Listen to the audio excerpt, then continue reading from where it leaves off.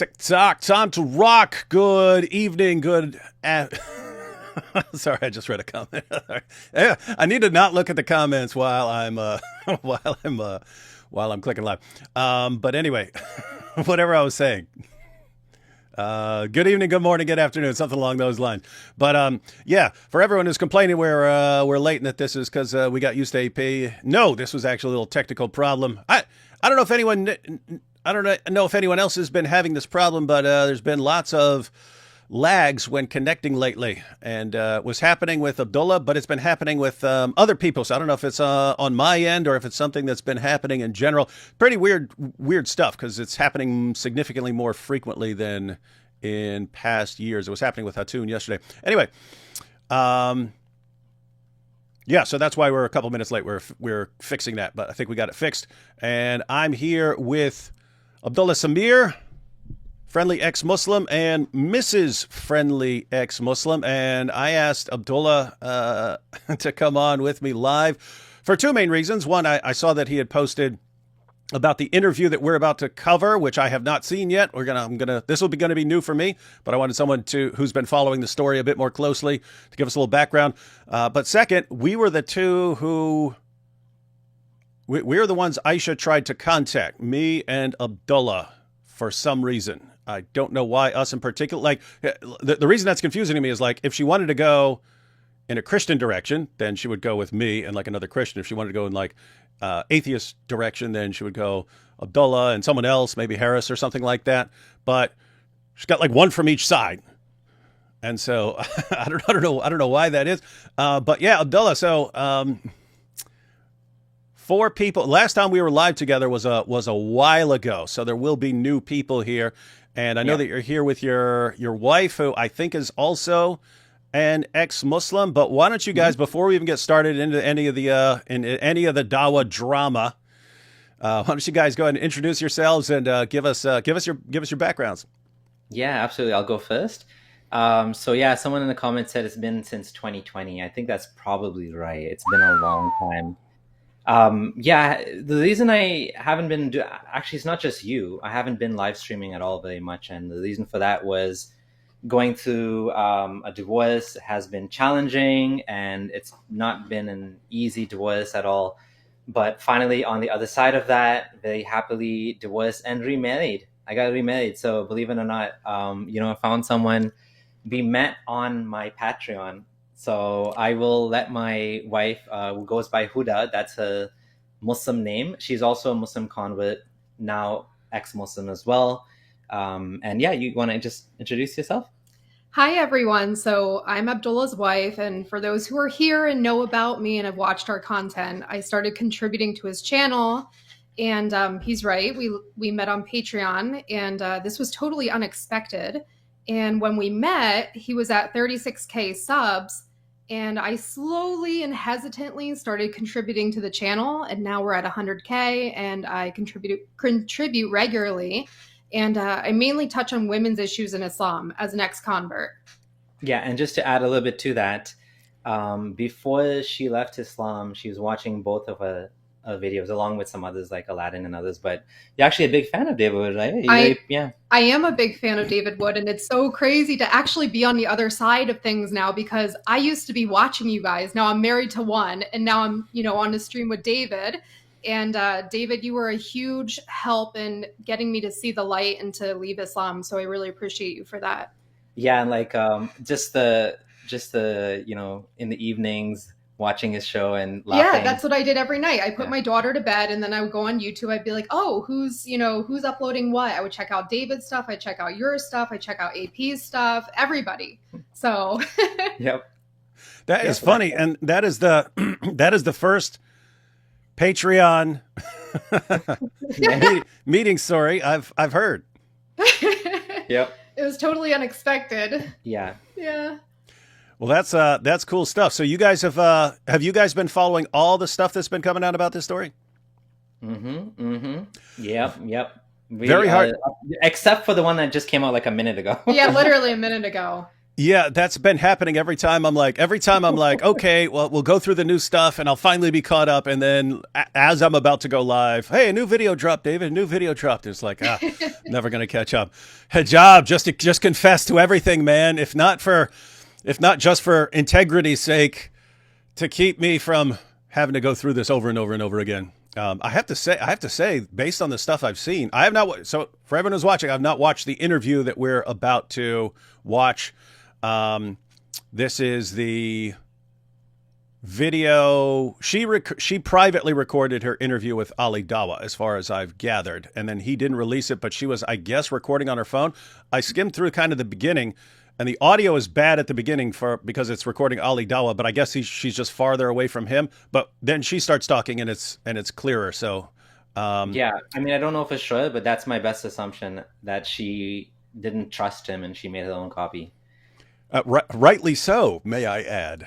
Isn't that weird? Someone just brought that up the last time we were talking about this. Is all these people are like, because Muhammed Hijab has, had his Telegram or WhatsApp or whatever it is set up to where it would delete his messages after 24 hours. And yet she had a bunch of them, which means she's like, I guess she's taking screenshots thinking, hey, I can't really trust this guy. And then she goes in with Ali Dawa and records and she's like, I can't trust this guy. But they're doing the same thing where they're posting stuff where if she's talking to some sheikh or something like that, then they're sharing that message later. So it's like this guy's recording and giving it to, none of these people trust each other. And this is while she's married to the guy. No one trusts each other, and everyone understands I'm dealing with people who will lie about me in a heartbeat, and therefore I need records of absolutely everything so I can defend myself later when they inevitably start lying.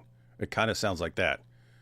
I feel like she probably soon realized, soon after he switched up the agreement, that this isn't going to go downhill. And I don't know if he had his auto delete from the very beginning or he added that later on from the second number. Like there was 2 numbers he was using.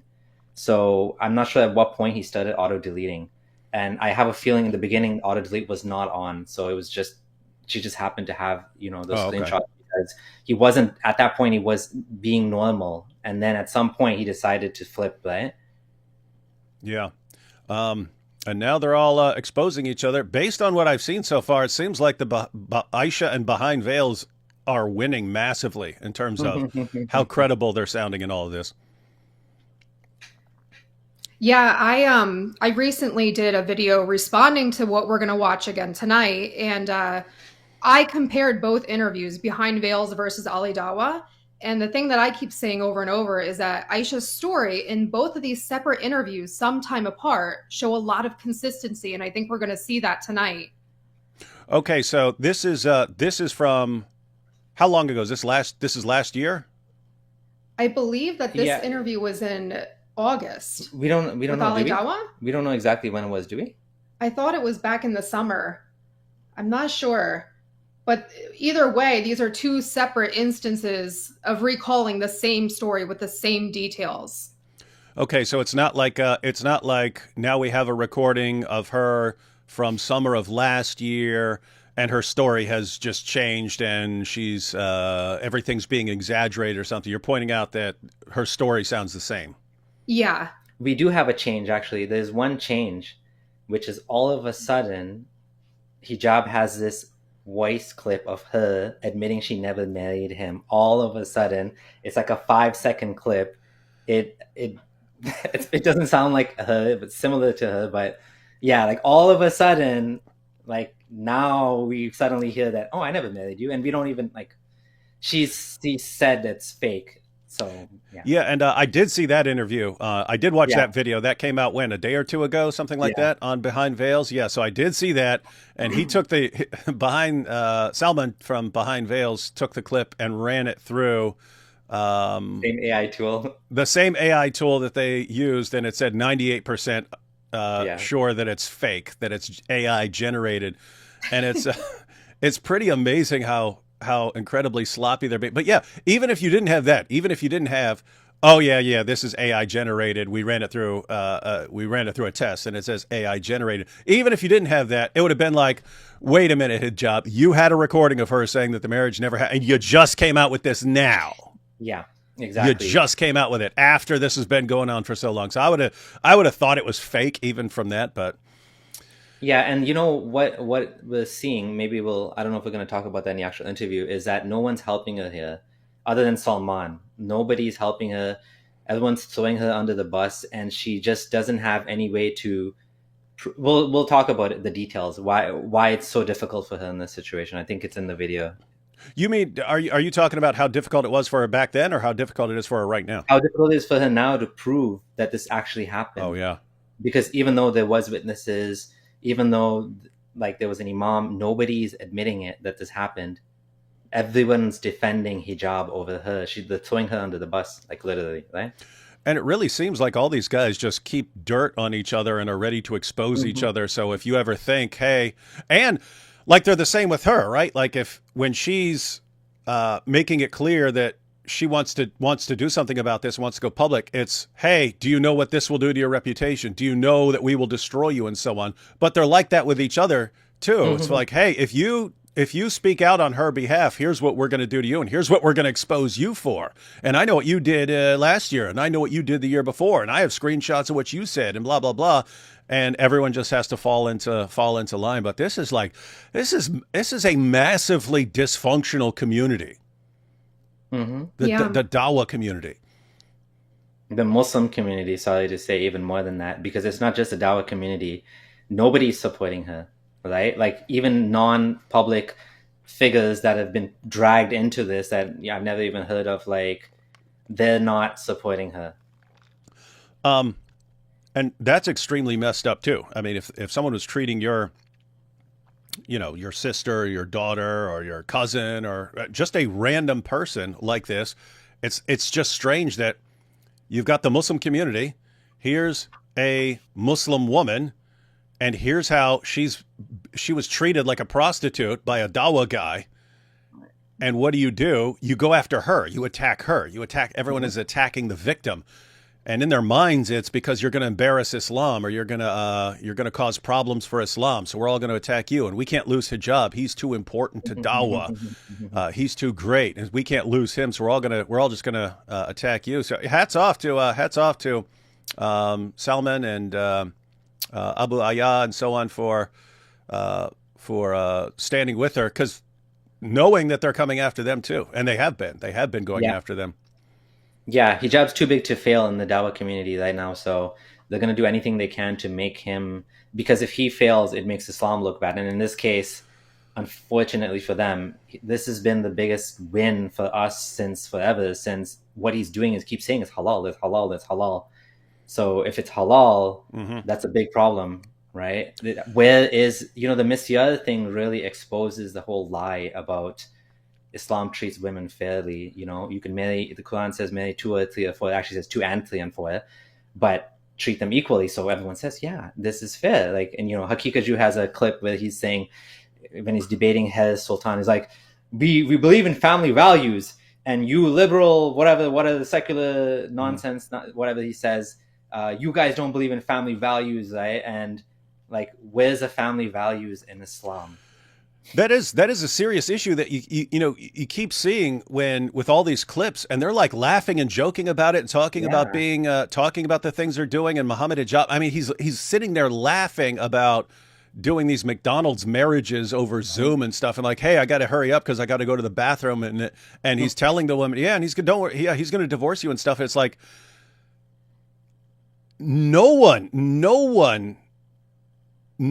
treats marriage as this insignificant. No one, not Christians, not atheists, not Jews. No one treats it as this much of a joke, as just, hey, I'll go buy you a Happy Meal and I'll have sex with you and then I'll divorce you and stuff like that, and this is all fine. No one does this. And so as far as like family on this issue, other issues may be different. On this issue, it's like this is the bottom of the barrel as far as like how seriously they take something like marriage.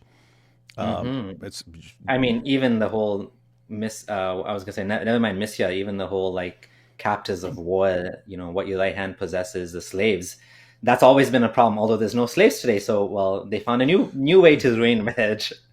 and it is, I talked about this in a previous show. I'm sure you remember, but this is like, it's like probably 6 or 7 years ago or something like that. It was happening with the what was happening with the grooming gang. Something similar was happening with the Sikh community, but not with like just young girls. They would basically a Muslim guy would seduce a Sikh girl into sleeping with him, but he would record it. And then they would use that. Right. They would use the threat of shame and they would say, Yep. hey, now you're going to do what we say and you're going to be our prostitute or we're going to use you however we want.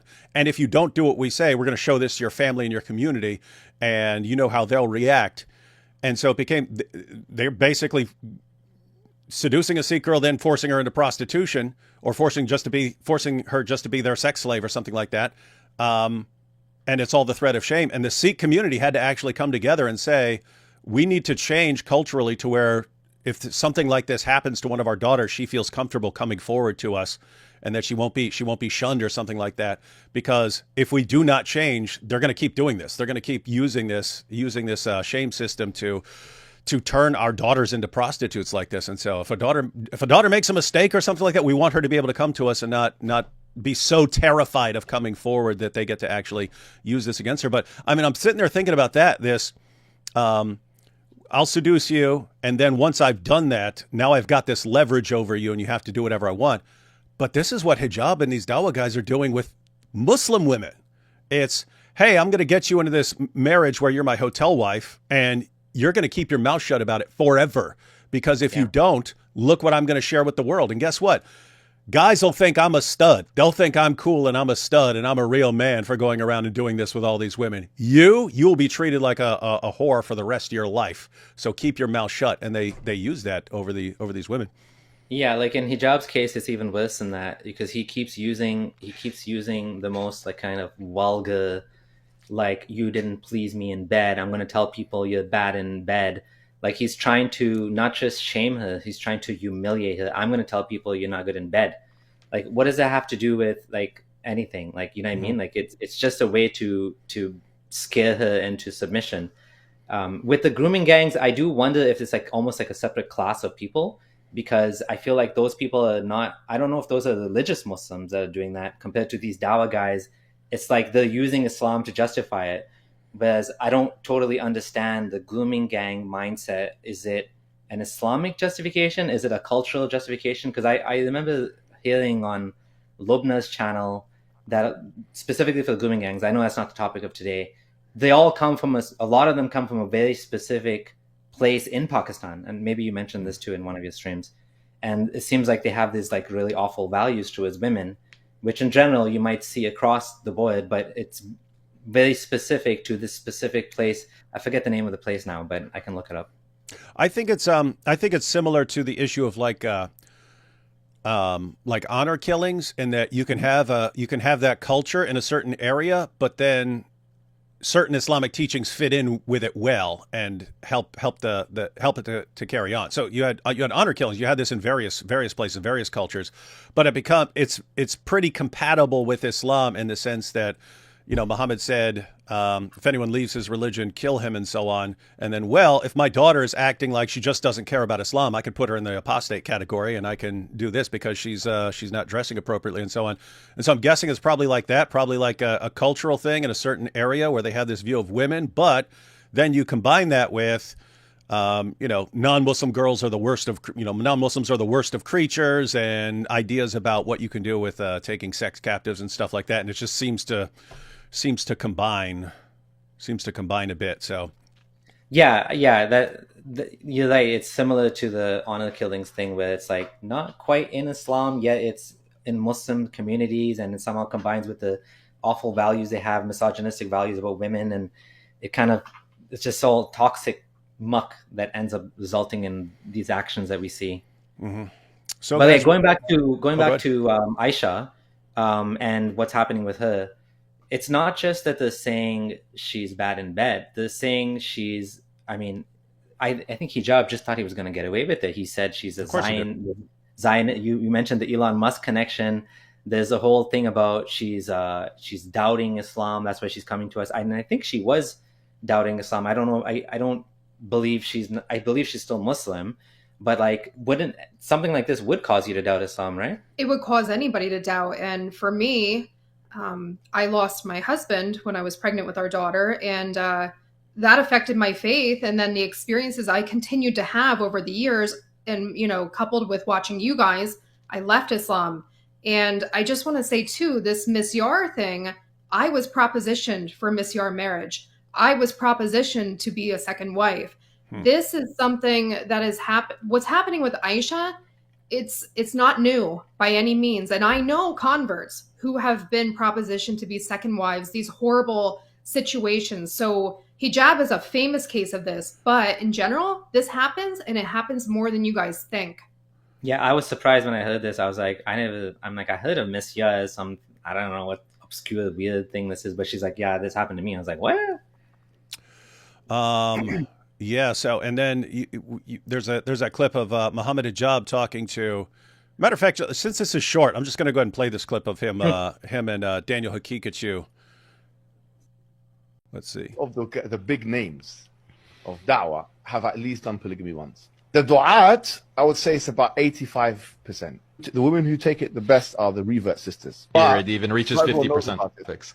In the UK, guys, catch that? So he's saying not among all Muslims, and he clarifies. He basically goes kind of group by group. Here's what he thinks, the sheikhs are into. Here's what he thinks the guys from this country are into. He's talking about in the dawah community. In the dawah community, he estimates that 85% of the dawah guys have been doing polygamous marriages and so on behind the scenes, and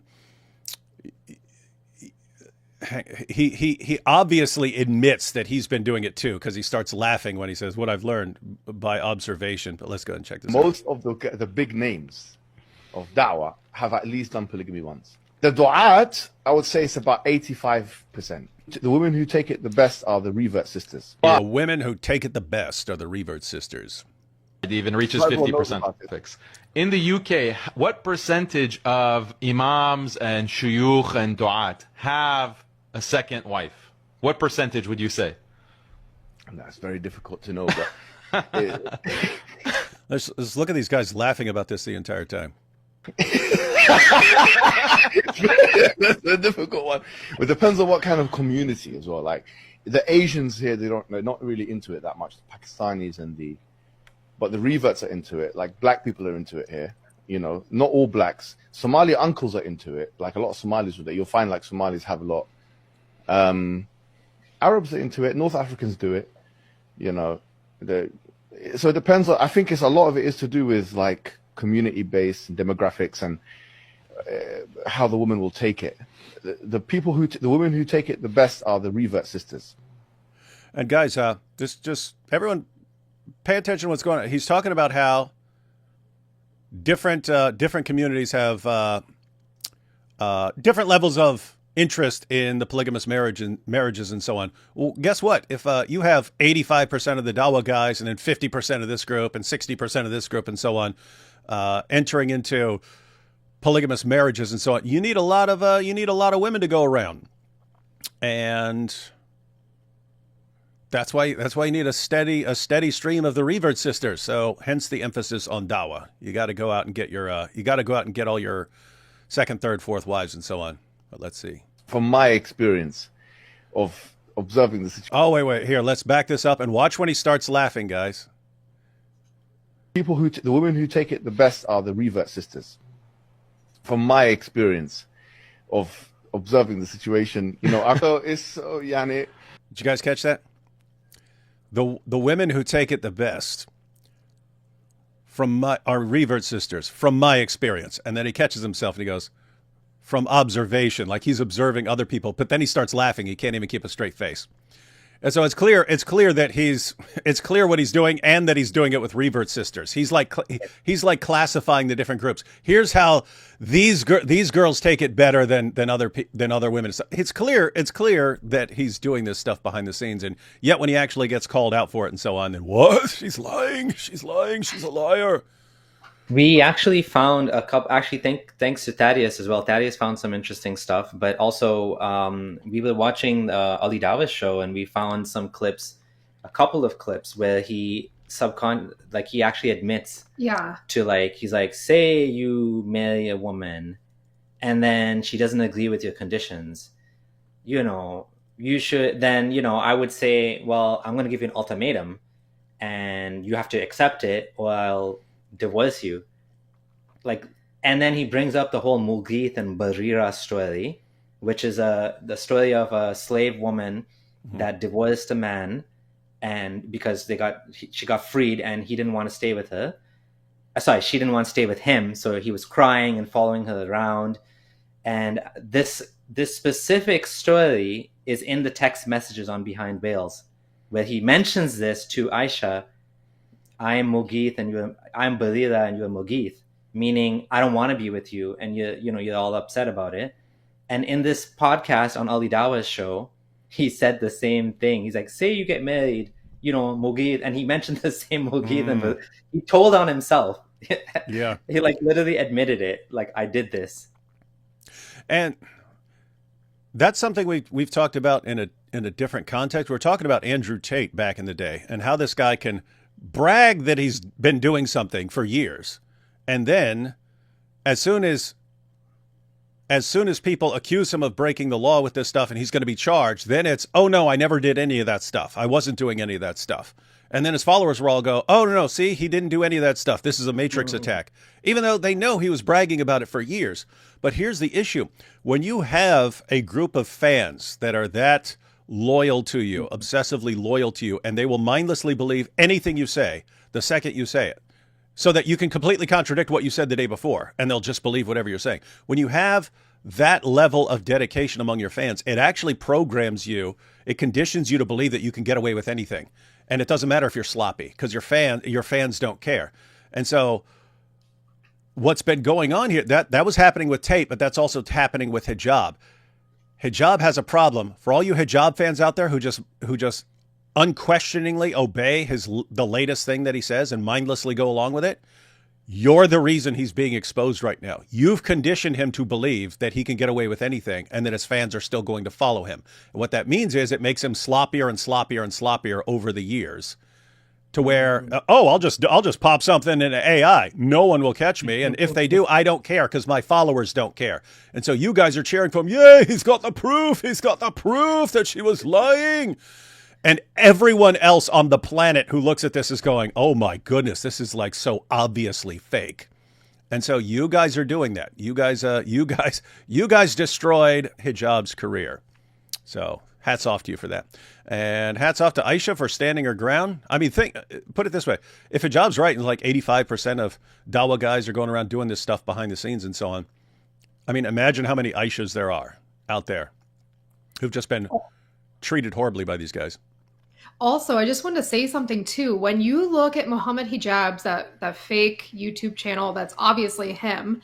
The so-called evidence that is offered, if you just like look at how many minutes of evidence there is versus just, filler content, making fun of Salman's shirt, this and that, it's like 10 seconds or even less. There's nothing there. And then he just posted on Twitter and these laughing emojis. It's like, gee, for somebody who didn't do this, for the severity of what's going on, you sure like are being sloppy with this and just not caring. Like he has no desire, it seems, to try and, prove anything other than just making fun of people. Yeah, I just want to add to that with Hijab, what we're seeing is we're seeing an escalation. He doesn't want to, he should have, like we talked about this, he should have just dealt with it by saying, I did something wrong and I regret it. And I'm sorry to this woman who I harmed, and whatever, may she forgive me or whatever, Allah forgive me, whatever. Instead, because he's so arrogant, it's so narcissistic, he thought, like you said, he's going to get away with it. And so he kept putting the pressure up, and he keeps adding more lie. First he said, I swear to Allah, uqsumu billah, I swear to Allah that I never did this. Then he's like, I deny it all. But the evidence keeps coming and coming and coming, and it's getting worse and worse and worse. And now he's getting more and more stuck. And then even when he's responding, he's like putting laugh emojis on, like it's like that meme, that Wojak meme, where he's like actually crying, but he's laughing on the outside. Mm-hmm. That's what's happening here. He can't take, he should have just said sorry and ended the whole thing. But instead, you can see his personality defect, like, glaringly. And it's yeah, I mean, just think if she had come out, if she had gone public, or I mean, there was a time she was trying to deal with this behind the scenes. Yes. Could have said, okay, I apologize. I apologize for treating you that way. Here, I'm going to give you this amount of money to make up for not providing for you in the past. We're gonna be divorced. Here's a certain amount of money. I'm I'm going to help you out. I'm going to help you out, and so on. Wasn't willing to do that. And then even after it came out, even after the story broke, I mean, he could have said, "What are you guys talking about? I've been defending this stuff for years. Of course I'm doing it. So what? I'm allowed to do it. Shut up. There's nothing you can do about it. You don't like it. Congratulations, you're not a Muslim." Instead, he has to lie about it. And you're right. As you lie and your lies are exposed, you have to pile more lies on. And then you have to start generating fake AI stuff and so on to try and... This is pathetic. This is pathetic stuff. Anyway, let's take these first couple super chats and then we'll jump into this video and see how her story holds up after close to a year. Jack Ray says, Muhammad Hijab prays on women, not to women. Very messed up. Very rude. Block friendly ex-Muslim. Oh, G-block. G-block. Okay. I was about to say block him. Why? In 2020, Muhammad Hijab revealed his holes in the narrative for us, and in 2025, Muhammad Hijab's holes have turned into leaks in his own narrative. Yeah, he's got there's some holes in the hijab narrative here. No, Abdullah, don't collab with David. He'll convert you to Christianity like he did to AP. It's what they do. They convert upon one another. Let's see. AP's actually been on his own journey. I mean, I've just been doing live streams with him and stuff for a while. Anyway, I don't understand why I'm so interested in the Days of Our Lives Islam edition. I don't even know any Muslims. It's interesting. It's an interesting story, and it actually pokes a lot of holes in the narrative, right? So there's an intersection there. It's not just empty gossip. There's like a reason why we talk about this. Yeah, and I pointed out a few live streams ago that I'm really not interested in the Dawa drama, except for I want people to know about it because I want them to see what the fans are like, that it doesn't matter what these guys do. It just doesn't matter. If you were important in Dawa, you could be going around mass murdering people. Your Dawa fans would not care. As long as you are humiliating the kuffar, that's all that matters. I want people to understand that. I want people to understand how dysfunctional this is. So I want hijab exposed for whatever's happened. And I want people to see how his fans don't care. Other people will attack him for it, but those are people who didn't like hijab already. Yeah. Let's see. Has Sajid made a response yet? Is the Quran still being held hostage? I don't know, but yeah, I warned him to quit pretending to give responses to the Islamic dilemma, not actually doing it. I have a problem where AI detectors thinks most of what I write is either AI or plagiarism, even though it's not. What are you doing? You're trying to say that Muhammad Hijab is innocent here? Just because you sound like a robot? He's saying he's a robot himself. Maybe you are a robot. How do we know you're real? Yeah, are you real, Jay Pendragon? This is actually a real problem. It's very hard for AIs even to know what's AI. So when you say, let me test this file, to be honest, it's very hard to know. Yeah. Especially as it gets better and better and better. This is a real problem. Like, how do you catch cheaters that are cheating on tests? It's very hard to do that because it writes like randomly stuff, right? So it's not proving. When Hijab said I tested this file and it's not AI, that doesn't prove anything, right? What's more important is the fact that it was like a 10-second clip and with an anonymous mufti. Like, who the hell is that? Why would this mufti be scared of admitting that he spoke to her? Like, why would you hide that? It makes no sense. Yeah, and with the you're right as far as hard to detect AI. I'll be sitting there listening to a news story or something like that. It sounds like a real person, and it's not until they get to something specific, like initials or something like that, and they'll pronounce initials like a word or something like that. I'll go, oh, this is a robot, man. Yeah, pretty creepy stuff. Yeah. So Eddie Lift says, shout out Jesus Christ, and then we have pray for the Druze. Yeah, I don't know if you guys have been following that. I haven't. I just saw when Mosh Cohen, who's in Israel, was pointing out that there's like October 7th level stuff going on with the Druze right now in Syria as they're being attacked But it's hard. It's when the stories are breaking, it's hard to like share them because lots of people recycle video clips from like 5 years ago in a completely different country and say that this is what, because you kind of have to let things settle once you can figure out what's real and what's not. So, but yeah, apparently things have been really bad for the Druze yesterday and today. Daniel Hakikachu just did a live and was blaming Aisha for all of it. Oh, shocker. Daniel Hakikachu. Not surprised. Yeah, Daniel Hakikachu, who, despite being exposed over and over and over again, will still say, the Catholic Encyclopedia says that Mary was 12 when the marriage was consummated, even though the Catholic Encyclopedia specifically says we have no idea how old she is. We have no source on it. And the guy who goes through source after source after source, study after study after study, never says what's in those studies accurately, never understands them. But he'll definitely be the Sherlock Holmes of this story. What's that Pokemon? It's Hakikachu. Very rude. Don't make fun of Daniel. In Judaism, if you divorce a woman, she marries another man and they divorce. You can marry her back exactly to prevent temporary marriage. No polygamy, though. The Islamic State of England crossed the no-return line long time ago, allowing Mojab, Ali Dawa, and jihadis to ruin their country. Yeah, not looking good over there. Not looking great. Not looking very good. Samir's, we're hoping you follow AP to Jesus. I don't know what this means. Tola lege. Seriously, reading X-Men is fun, but sometimes you need something existential. Yeah, I'm atheist, but my wife isn't. What do you describe yourself as? I mean, ever since I left Islam, I've been like on a religious like vacation. I haven't been looking for anything new, but I grew up Christian Lutheran, so but I'm agnostic. I'm open-minded, so unlike Abdullah. Yeah, we're very different in that way, but that's okay. She's more conservative than me too, which is interesting. She's also American, by the way. She's from Pennsylvania. As far as getting along with people, I find if people aren't jerks, I get along with anybody, like including Muslims. And then if someone's an annoying jerk or a narcissist or something like that, it doesn't matter if you agree with me on anything. On everything. I'm not gonna get along with you. Like me and AP have talked about this. Like Sajid Lippam, Fareed, some of those guys. Like if they didn't hate us because of hating for the sake of Allah, we'd get along with these guys. Yeah. But other guys like Muhammed Hijab and Ali Dawa, it wouldn't matter. They could agree with me on literally everything I believe, and I still could not get along with these guys.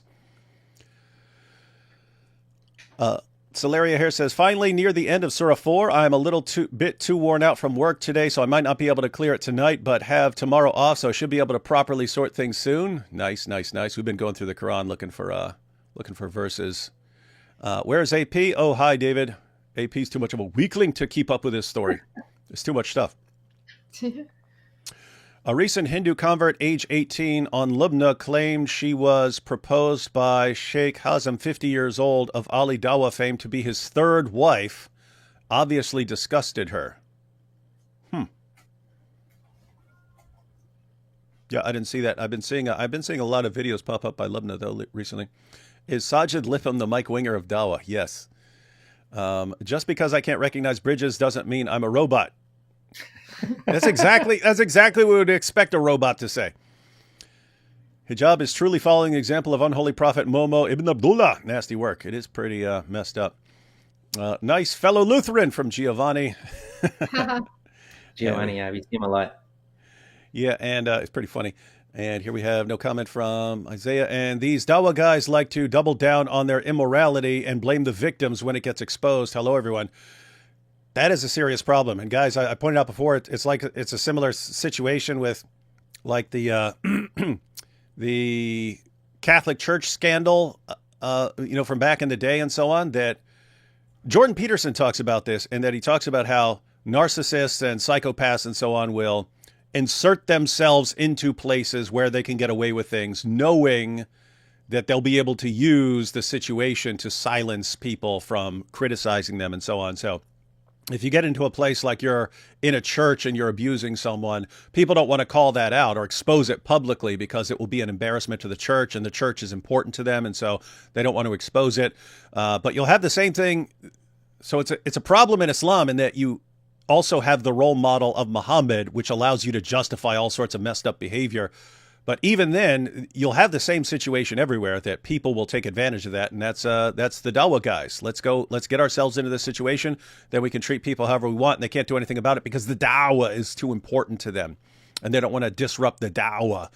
And again, that's a recipe, guys. That's a recipe for women being abused forever, like forever.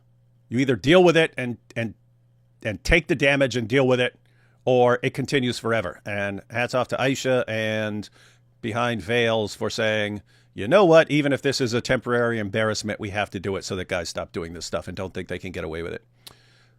Yep, and someone has to stand up. And, I have a feeling that some of these other sheikhs, not even sheikhs, but some of the other Muslims out there are shaking and worried that now they're going to get exposed for doing this as well.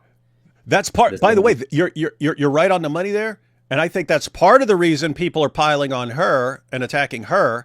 Is if she's successful, you could have other ladies stepping forward. So they want to make an example out of her.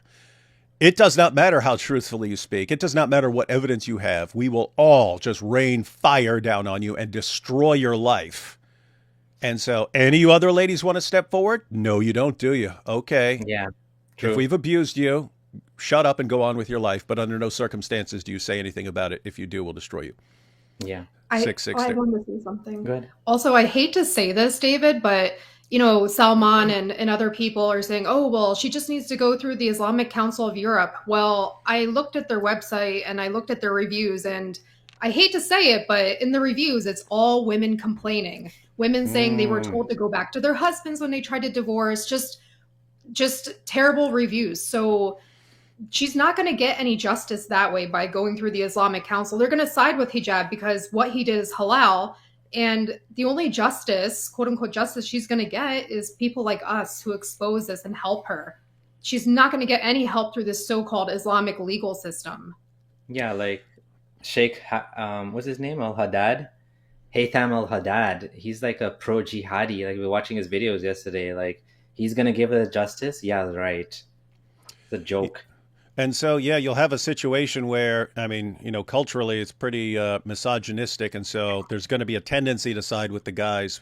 But then on top of that, he's so important for the dawah.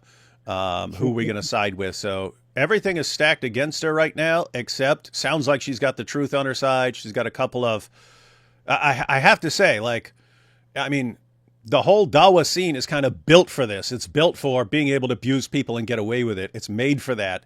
But the only possible kryptonite, apart from outside criticism, but the only kryptonite from within is a woman who's just going to stand her ground and say, if you want to blast me, blast me. If you want to insult me, insult me. If you want to destroy my reputation, destroy my reputation. I'm still coming after you to expose you because I can't let this keep going. I can't let you do this to other people. That combined with the Behind the Veil guys just being completely relentless and just, okay, another video. Okay, here's more evidence. That's the kryptonite for this whole scene. So if anyone can pull it off, it'll be this team, especially since they have some outside help here. But yeah, I don't foresee them getting any help whatsoever from, what is it, the Islamic Council of Europe? Yeah, don't see any justice coming from that. All right, we ready to jump into this video? Yep. So, guys, if you're tuning in late, I mentioned that the audio when Ali Dawah was speaking is kind of rough. She's apparently just recording on her phone. So she set her phone down and is recording this interview.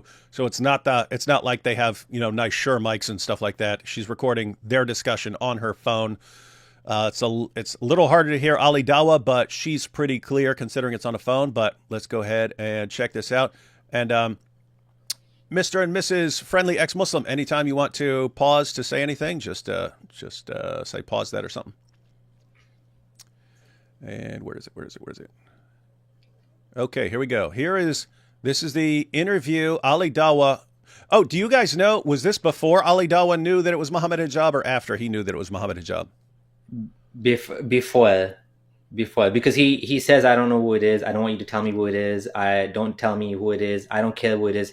She says something in the interview that pretty much gave it away. So I suspect as of the interview, or maybe he had a hint, but he thought he could still continue along this path without mentioning the name. But like officially, he didn't know. He's like, yeah, I don't know what this is. Don't tell me. And she even said, I don't want to tell you because it's your friend, right? Oh, okay. So she's like, look, I don't want to say who it is because he's your friend, and you know, he'd be easy to spot because he's like 6'8", but I'm not going to say who it is. So something like that. Yeah, we'll get to that. Okay. All right. So here is Ali Dawah, when he was interested in this story, because he wants to portray himself as a champion of defending women, decided to interview her, and then at some point realized that it's Muhammad Hijab and decided not to release it. But to her credit, she recorded it herself. And so we're going to check it out, guys. Here we go. 8 months back, Ali Dawah interviewed Sister Aisha about her marriage to Muhammad Hijab. This is the interview that was kept hidden until now. Assalamu alaikum wa rahmatullahi wa barakatuh, brothers and sisters and dear friends. This is a special episode which we will be talking about. As you guys know, in this room, we've talked about many other topics when it comes to the Bitter Truth Show, gender roles, and many other elements and many other topics. This is a special episode. Why? Because it involves a sister who is here, who I have personally invited, and I personally wanted to do this. And we'll come to why and what the story entails. But today's topic, shall I say, is the dark side of public figures.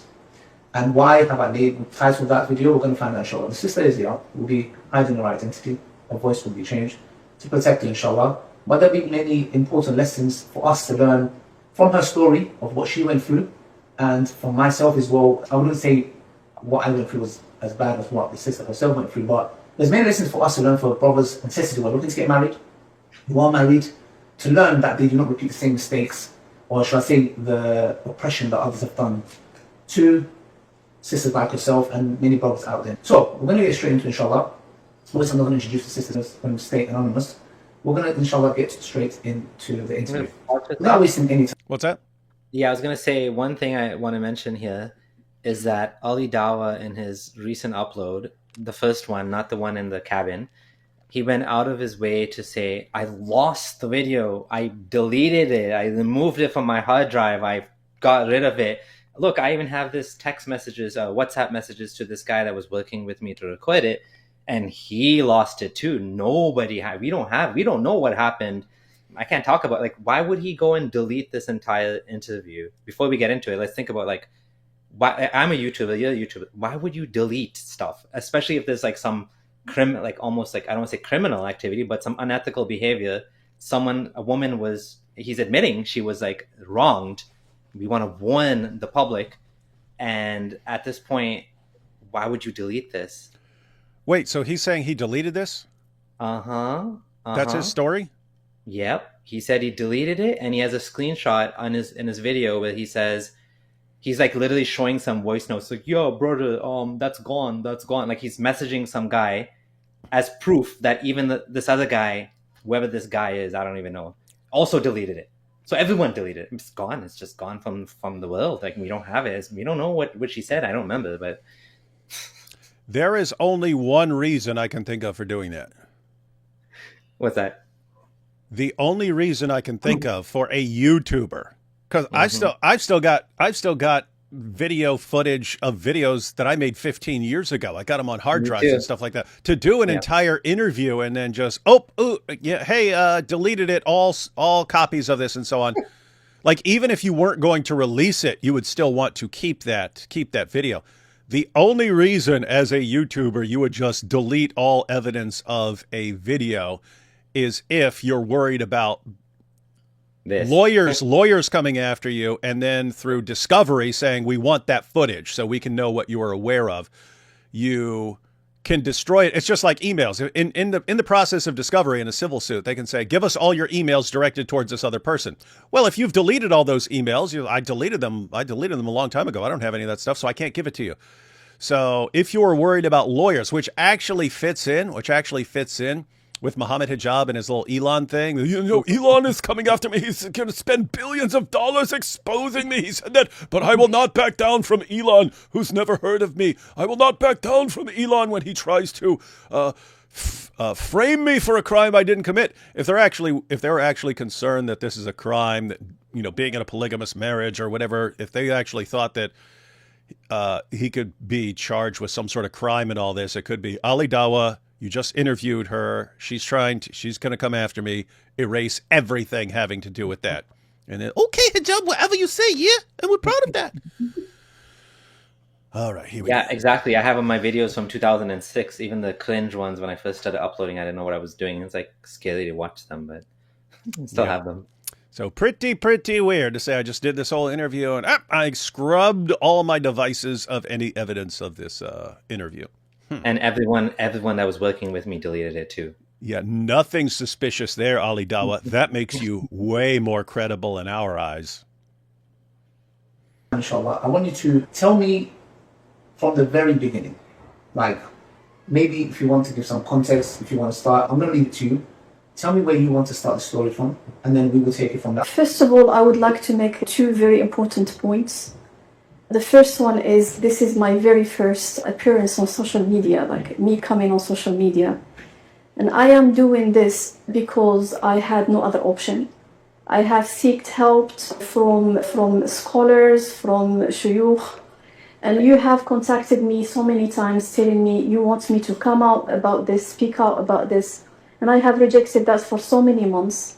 And this happened way before the stories that have come out recently. This happened so many months before. You have been calling me to come up and speak, and I have refused. What's that? Yeah, this is interesting. You mentioned something about this, how, or someone mentioned, I don't know if it was you or in the comments, that, no, it was you actually. You said that he's the one chasing her. For the answer. Yeah. He says that Muhammad, Hijab, and all of them say she's such a crazy stalker. She's so mentally unwell. But I mean, for somebody who's quote unquote, you know, mentally unwell, it's quite odd that, you know, Ali Dawa is the one going after her to talk about this, not the other way around. Yeah. So she said that he's pursuing her with the to talk about this, and also she doesn't sound like a crazy stalker. She sometimes sounds like someone who is enraged and backed into a corner and extremely frustrated that no one's willing to help her and lashing out. She does seem like that sometimes, but not just deranged stalker type. So, yep.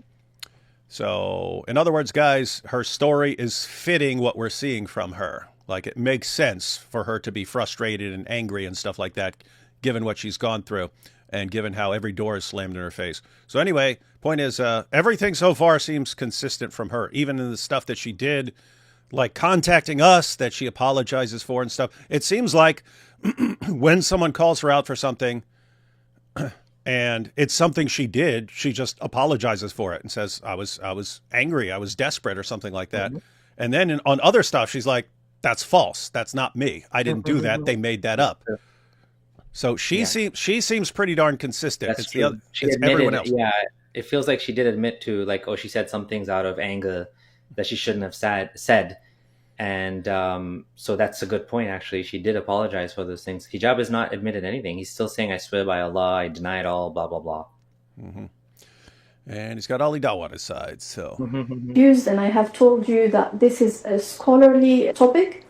It has to be discussed with a qadi, with a scholar. They have to come out with a verdict, and they have to scrutinize both our sides and analyze our talks, both of us. There must be justice done by a qadi, by a scholar. I couldn't find that. The sheikh who was involved told me that we don't have this Islamic rulings and Islamic courts on these kind of things. I wanted to share my story. I do strongly believe that I have paid a very big price, and that is because of the trust that I had for this person, the respect that I had for him, and the fact that I have left full leadership for him. And the other point is mentioning the previous stories. You came out with a video, and I was honestly very worried because of that video you made. Because for me, I thought, like, after your video, and because you are an influencer, now many people are going to see any woman who will come out and speak, and they are going to categorize her, and they are going to think this woman, probably she fits in that category. Probably she's just lying. Because you are an influencer, and this is the power of social media, which I'm not sure what she's referring to, but Yeah, I have a I don't either. feeling that she's saying I didn't like that you're making it look like, I think there might even be that video in the hotel where he says, "Oh, remember the one that you guys went through where you were like, Yeah, I could tell she's bragging about referring to himself?" some other video, and she's worried about the impact that's going to have, and suspecting. But I think he's done lots of the drama videos, hasn't he? Where he's responding to two people in a relationship, and they get separated or something like that, and they're arguing, and so it could kind of be multiple things in the sense that anytime he's taking the side of the guy and, oh, she's Yeah. probably lying, isn't it? She's probably lying. Maybe she's saying like, hey, I saw that video where you're blaming the woman, and I'm worried that when people like me come forward, they're going to blame the woman and say the woman's lying. But you're right, it could be some of the stuff from that. I don't even like calling it hotel video now, because hotels are ruined forever. Anytime we're talking about dawa, can't even say the word hotel when you're talking about dawa anymore. Has changed the course of the war in the Middle East and with Palestine and all that. I have told you this, and I told you that I'm very worried. And you came out and made that statement. You said you just didn't want the da'wah men to be categorized. And I am asking you now if you would like to make a comment about that, because I don't want women to be categorized too. I think, yeah, that's good. You know what? I think he's talking about that Dawa video you did where he's bragging and saying, Dawa people, we don't do anything wrong. We're perfect. And, we're not like terrible people. And why are you guys always talking about Dawa guys? It sounds like she's talking about that exact video, because he categorized Dawa guys in a certain way. And it's like she's upset because it's like they can do no wrong, right? And she's actually being pretty reasonable here, saying, hey, you're concerned about the reputation of Dawa guys, and so I'm concerned about the reputation of women and how people are going to think about women here. So you've got your group and I've got my group, and you're concerned about your group. I'm concerned about my group here. So pretty reasonable so far. Contact me first on Instagram, and obviously want to go about the proper way, like you said, through a judge, etc., which shows your sincerity. You was not here, you did not come to me and say, I want to do a video. You didn't come with that, which is true, which I found very genuine of yourself. Genuine. And the reason why I was pushing for this is because this happens, and I know. Look, I could tell that you is the most honorable and trustworthy woman on the entire planet, which is why I was interviewing you now, yeah? And then, it's Hijab. Oh, you can't trust this woman. She's a big liar. What is this? It's crazy. It happens. I hear stories of it happening. So to me, I believe it is wrong. In my teen years, right, my very best friend, very close to mine, she left Islam. I was a teenager at that time, around 15, and that shook me tremendously. No way, and I started feeling ashamed and questioning myself. And I thought, there is no way you are incapable of defending or justifying your belief. So that was a changing point in my life. I started learning about my religion, getting more religious and learning and attending classes. And I even, subhanallah, joined the Dawah group when I was in my country. This should be around 2004. So I joined the Dawah group, and it was mentored by one of the scholars in my country, other shuyukh that used to give us advice. Mm-hmm. Yeah, this is interesting, because what we're hearing here is a common experience that it seems is becoming much more common now, where you are faced with someone that has doubt in your life and maybe even left Islam. Now, the question is, what do you do in a situation like this? It sounds like she went deeper into the rabbit hole and she decided, I don't want to end up like this. This is the first chance. Sometimes people go either way. Maybe they'll actually confront it and they'll actually find that this is false and they'll leave it. And sometimes they go the opposite direction. They try to insulate themselves. I know me, myself, I faced a bunch of doubt, and then I kind of buried it deep down and I just ignored it for a full year.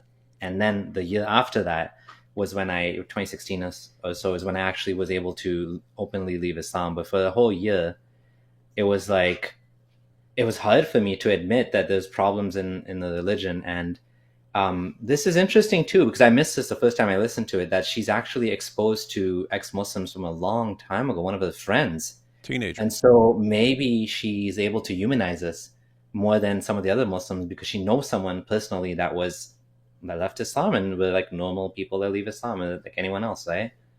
Mm-hmm. And so it almost sounds like so she's concerned that like she doesn't want to leave Islam, but also there would be, how did one of my friends leave Islam? How could I not defend Islam or something like that to her? So maybe that was part of, hey, I need to really learn dawah. Whereas it's actually interesting. Mary Harp, so too many Marys. She has pointed out, I haven't gone through this myself, so I can't confirm it, but she's usually spot on with stuff. She's pointed out, you've got all these passages in the Quran which seem like it's up to you, and you examine the evidence, and then you decide to convert to Islam or something like this. But then you have all these passages where it's like Allah had decided ahead of time who believes and who didn't, who's going to believe and who's not going to believe, and so on. So you have all those kinds of passages, which make it look like whatever Allah has decreed for you, that's exactly what's going to happen.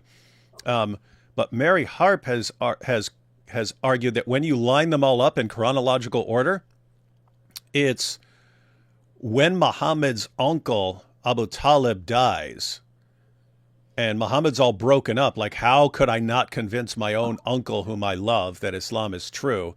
That's when things change too. That's when the Quran revelations change too. It's got nothing to do with you. Allah decided a long time ago what's going to happen with your uncle. So it's not your fault. It's not your fault.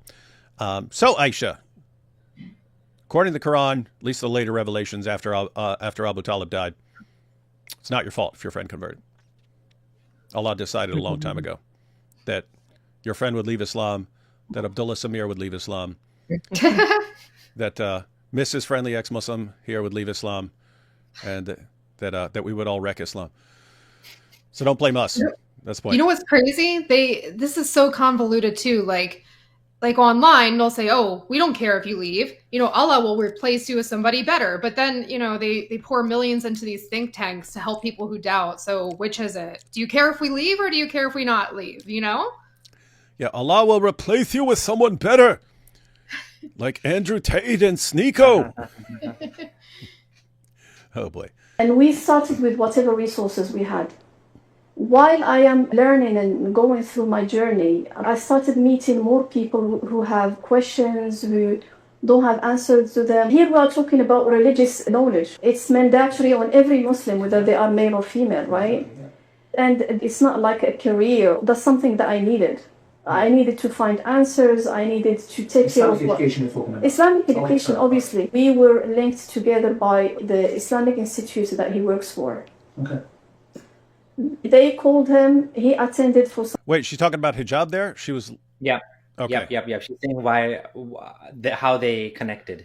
Okay, so an Islamic institution. Okay, so he attended for... specific kind of situation, like help, because I was engaged in the da'wah that time, and he was there to give guidance, to give his input and so on. Oh, he's there for guidance and input. And meanwhile, we know now what's going on with all these hotel marriages and stuff. That was the first meeting. Yeah. Later on, So, guys, just keep in mind what's going on here, everyone. Hijab's going around traveling for da'wah, and he's hooking up in hotel rooms with all these ladies. We know it's more than one. I was going through my khula. He came into the picture, and I was reaching out to him to ask about questions. What do I do? Where do I go? And so on and so forth. Like which Islamic council do I... He was giving me directions. He was telling me what to do and so on. So you went in just to get some knowledge on how to go about things. Yeah. Okay. Because obviously the person we are talking about is not just a social media figure. Okay. This is someone who has PhDs in Islamic studies. What? Okay. Wait a minute. Muhammad Hijab has PhDs in Islamic studies at Oxford? This is where she gives away who it is. Huh. So he has PhDs in Islamic studies at Oxford. Huh. That's good to know, Muhammad Hijab.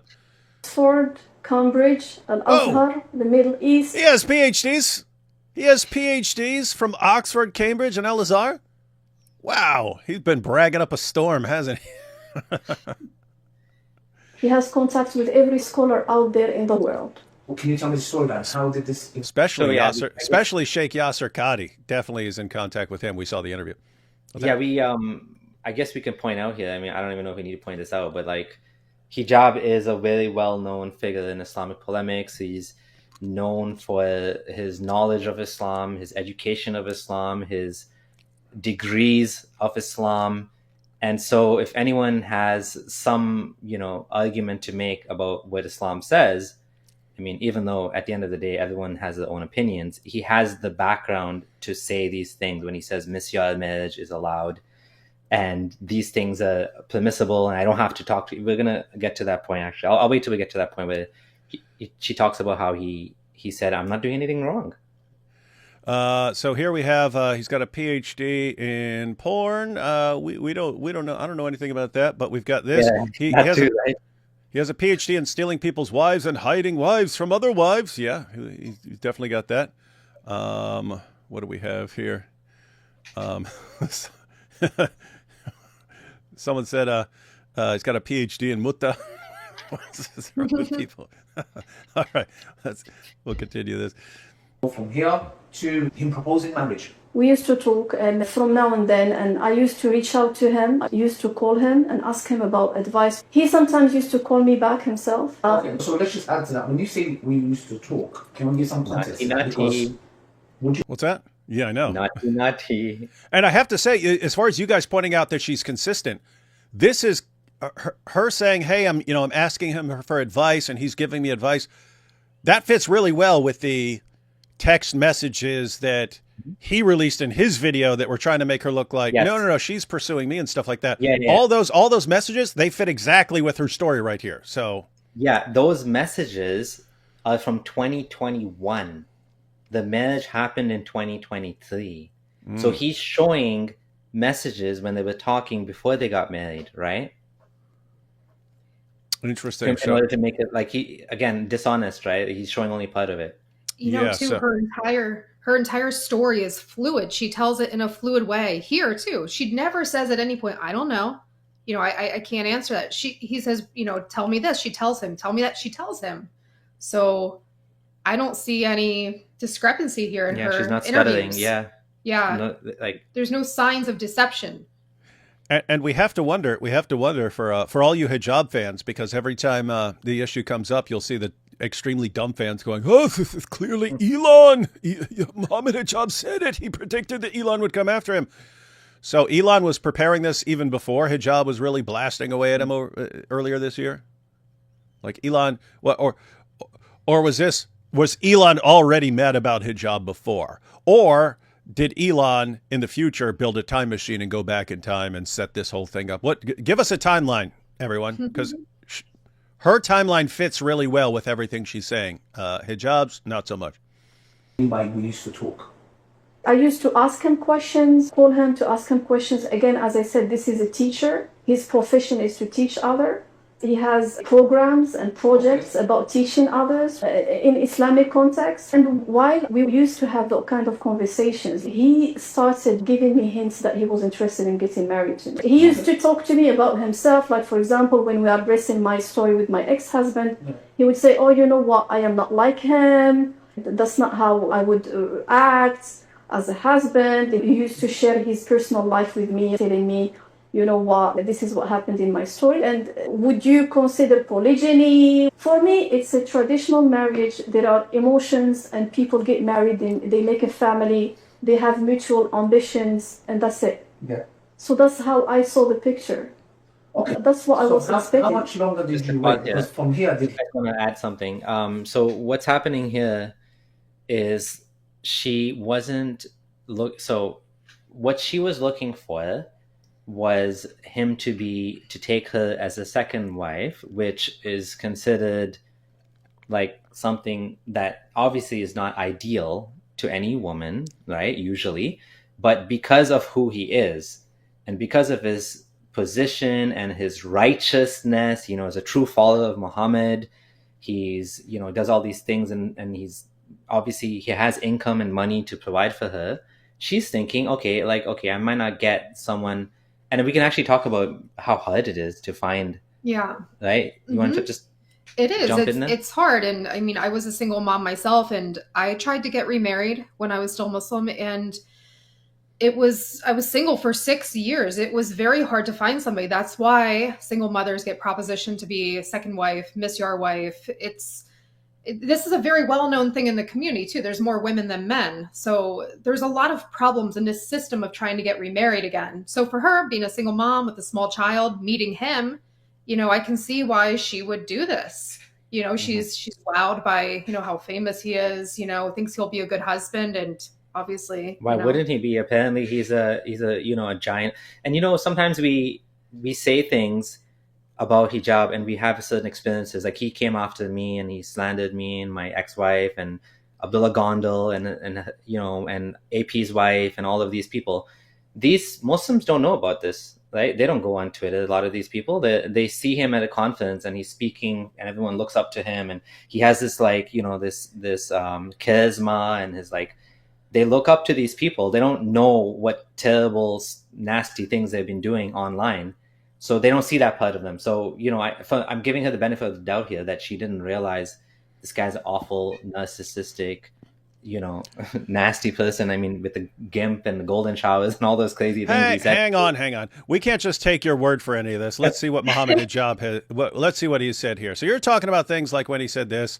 I believe certain anti-Muslim women would wish they lived in the medieval period, a period where if a war was won by the opposing side, it was conventional that people could be taken as booty. Some historical accounts actually say some women would dress up for the captor.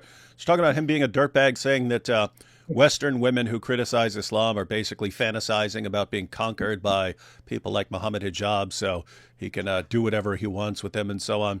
So you got that. Then you have... what is this? You can play with each other. Get on your knees for D-Wood. Gimp, D-Wood can give you a golden shower. Go ahead and give D-Wood what he wants. These kinds of things like this. It keeps going, guys. He just keeps going with it. Let D-Wood give you a golden shower. Gimp, get on your knees for master boy. Fuck that. Your golden shower from your master. I know you need a slave master. Golden shower. Gimp, get on your knees for your master. Let him slap your face, you fiend. Got these kinds of things. And then him sending messages to and about AP. If I were an anxiety-ridden, hate-filled, nihilist atheist like Apis, I would consider... You see that? See what he's telling him to do? It's because the world offers such humans more pain than pleasure. The pain of being a coward. The pain of having no purpose. Just find a tall building and what? Hijab? Just find a tall building and get a muta wife. Apis, I want to give you sincere advice. I think you should... Look. Interesting. And then you had this. So this was specifically directed to AP's wife, and he says, and look how sharp he is, guys. I mean seriously, right? He'll take what is clearly a threat of rape and torture and so on, but he'll just add intellectual and stuff like that in case he ever gets called on it. It makes it not illegal. So he says, when these anti-Muslim attention whore Islamophobes need to get on their knees in intellectual submission before they are whipped by freedom of speech by the Twitter Muslims, and they reluctantly open their mouth in protestation to find they have been defiled by the truth. So you have things like that, and then, of course, what is this? This is him telling other Muslims to do the same thing, so go after people's wives. I call on all of the Muslim Twitter soldiers to work within the full scope of the law to create maximum damage to the cause of Apis and his public figure wife. They're demoralized and on the ropes. Really? How's that working out for you, Hijab? Everyone demoralized? Everyone on the ropes? Huh? You winning this one, Hijab? And then, of course, but he doesn't just speak to non-Muslims like that. Here's him saying, okay, can I suck your wife's tit to make her mahram? What kind of mannerisms are these? Shame on you, Muhammad. Why is it wrong? He believes it's halal. So these kinds of things, you're pointing out that, people who are just watching Muhammad Hijab at some conference, they're all standing there in awe. Wow, he's so great. And really, he's like a revolting scumbag, seems like. Yeah. Okay, just wanted to verify. Just wanted to verify you're saying because you're raising some accusations. We wanted to see if those accusations held up to scrutiny, and they did, based on everything we know about hijab. Did he cut those hints of interest, or were they still there? Because you said he was not patient. What happened now? He didn't come forward, but he was still showing me that he's interested in me, and he called me for his lectures and for his projects. So he's kind of leading you on now? Yeah, I was confused. That's all he done was saying Muhammad Hijab. He doesn't know it's Muhammad Hijab. Oh, he's leading you on then, isn't it? Oh, boy. So I thought, if you would like really to get married, then you have to make the step. That's what I was telling myself. Basically, I forgot completely about that. And I thought, okay, because you are going to now have to find a guardian for yourself and your child. You can't just keep sitting here and wait. Yeah, this is a very big point. No Arab from a religious family born and raised away from the West would agree to this hotel marriage, or like she's a woman in her later years, in the late 30s, I'm assuming. And why would she agree to temporary marriage? Well, whatever, misyar marriage in hotels. Like, how would that benefit her? How would that be aligned with her? And this is what she's saying here is common sense things that what she was looking for. She was looking for someone to provide for her and her daughter, right? Someone to take care of them and to be the husband, even if it was half the time, still it's a husband, right? And that's not what she got, but this is what she was looking for, right? So this is, again, consistency. It is consistent. Then obviously you have to start looking to get married. And basically that's what I did. I was trying my best because I have my child and I have to make sure that I'm going to be in the best company out there. It's not just for you, it's for your child as well. Yeah, exactly. To be safe, to have a good companionship and all that. So that's when he came. Little side note, ladies and gentlemen. From the perspective of a manipulator or someone who wants to take advantage of other people, right? They are aware of people who are in difficult situations that can be used to their advantage, right? So if you have a Muslim woman who has a child from a previous marriage and is wondering, how am I going to provide for myself and my daughter in the future? They take note of that sort of thing. They take note of people's feelings and desperation and so on, and use them to their advantage. And that's what a narcissist and a manipulator will spot in this situation. That's what Hijab was spotting. Forward. So he came forward? Yeah. How? So he texted me. He was like, I know that you are trying to get married. Would you consider me as a husband? So that's when he proposed. So he proposed. Are you aware that he's proposing for polygyny? He said that. So how did you feel? For me, there was mutual interest. So he was interested. Okay, good. From there, tell me what happened. Like, from there onwards, he proposed to you. Did you get your father involved? So from the very first few texts, he told me, who is your wali? Yeah. And I told him, my father is still alive, and he's my wali. Can we pause here for a second? Uh-huh. Yeah, this is the whole wali thing, which is one of the weird things about Islamic marriage, is that a woman doesn't have the right to get married on her own, except if she's in the Hanafi madhab. She has to have a male family member marry her off. And it's even more weird than that, because if you don't have any male family members, then what happens? You have to have some imam who is not related to you in any way, doesn't even maybe know you, become your wali, which is super, like, women are treated like kids in Islam. And the other thing here that's interesting is with the wali, she did things properly. She got her father involved according to Islamic whatever way she's supposed to do things, and it's not like it actually helped anything. So, like, the fact that you have to have a wali involved doesn't necessarily make a woman. You might have, I've heard of cases where you have a woman that her wali is like insane or like ridiculous and won't let her get married because he doesn't like the fact that the husband's not from the same tribe, or he's from Bangladesh and he doesn't like Bangladeshis, or he's a convert. And so you have this man has full control over her like sexual autonomy and her ability to love someone and to get married to them. She doesn't have that. She's treated like a child. And it is messed up. Like, it seems like the idea is that a woman is helpless and she needs some sort of protector looking out for her interests to make sure she doesn't get mistreated or taken advantage of. And it's used for the exact opposite.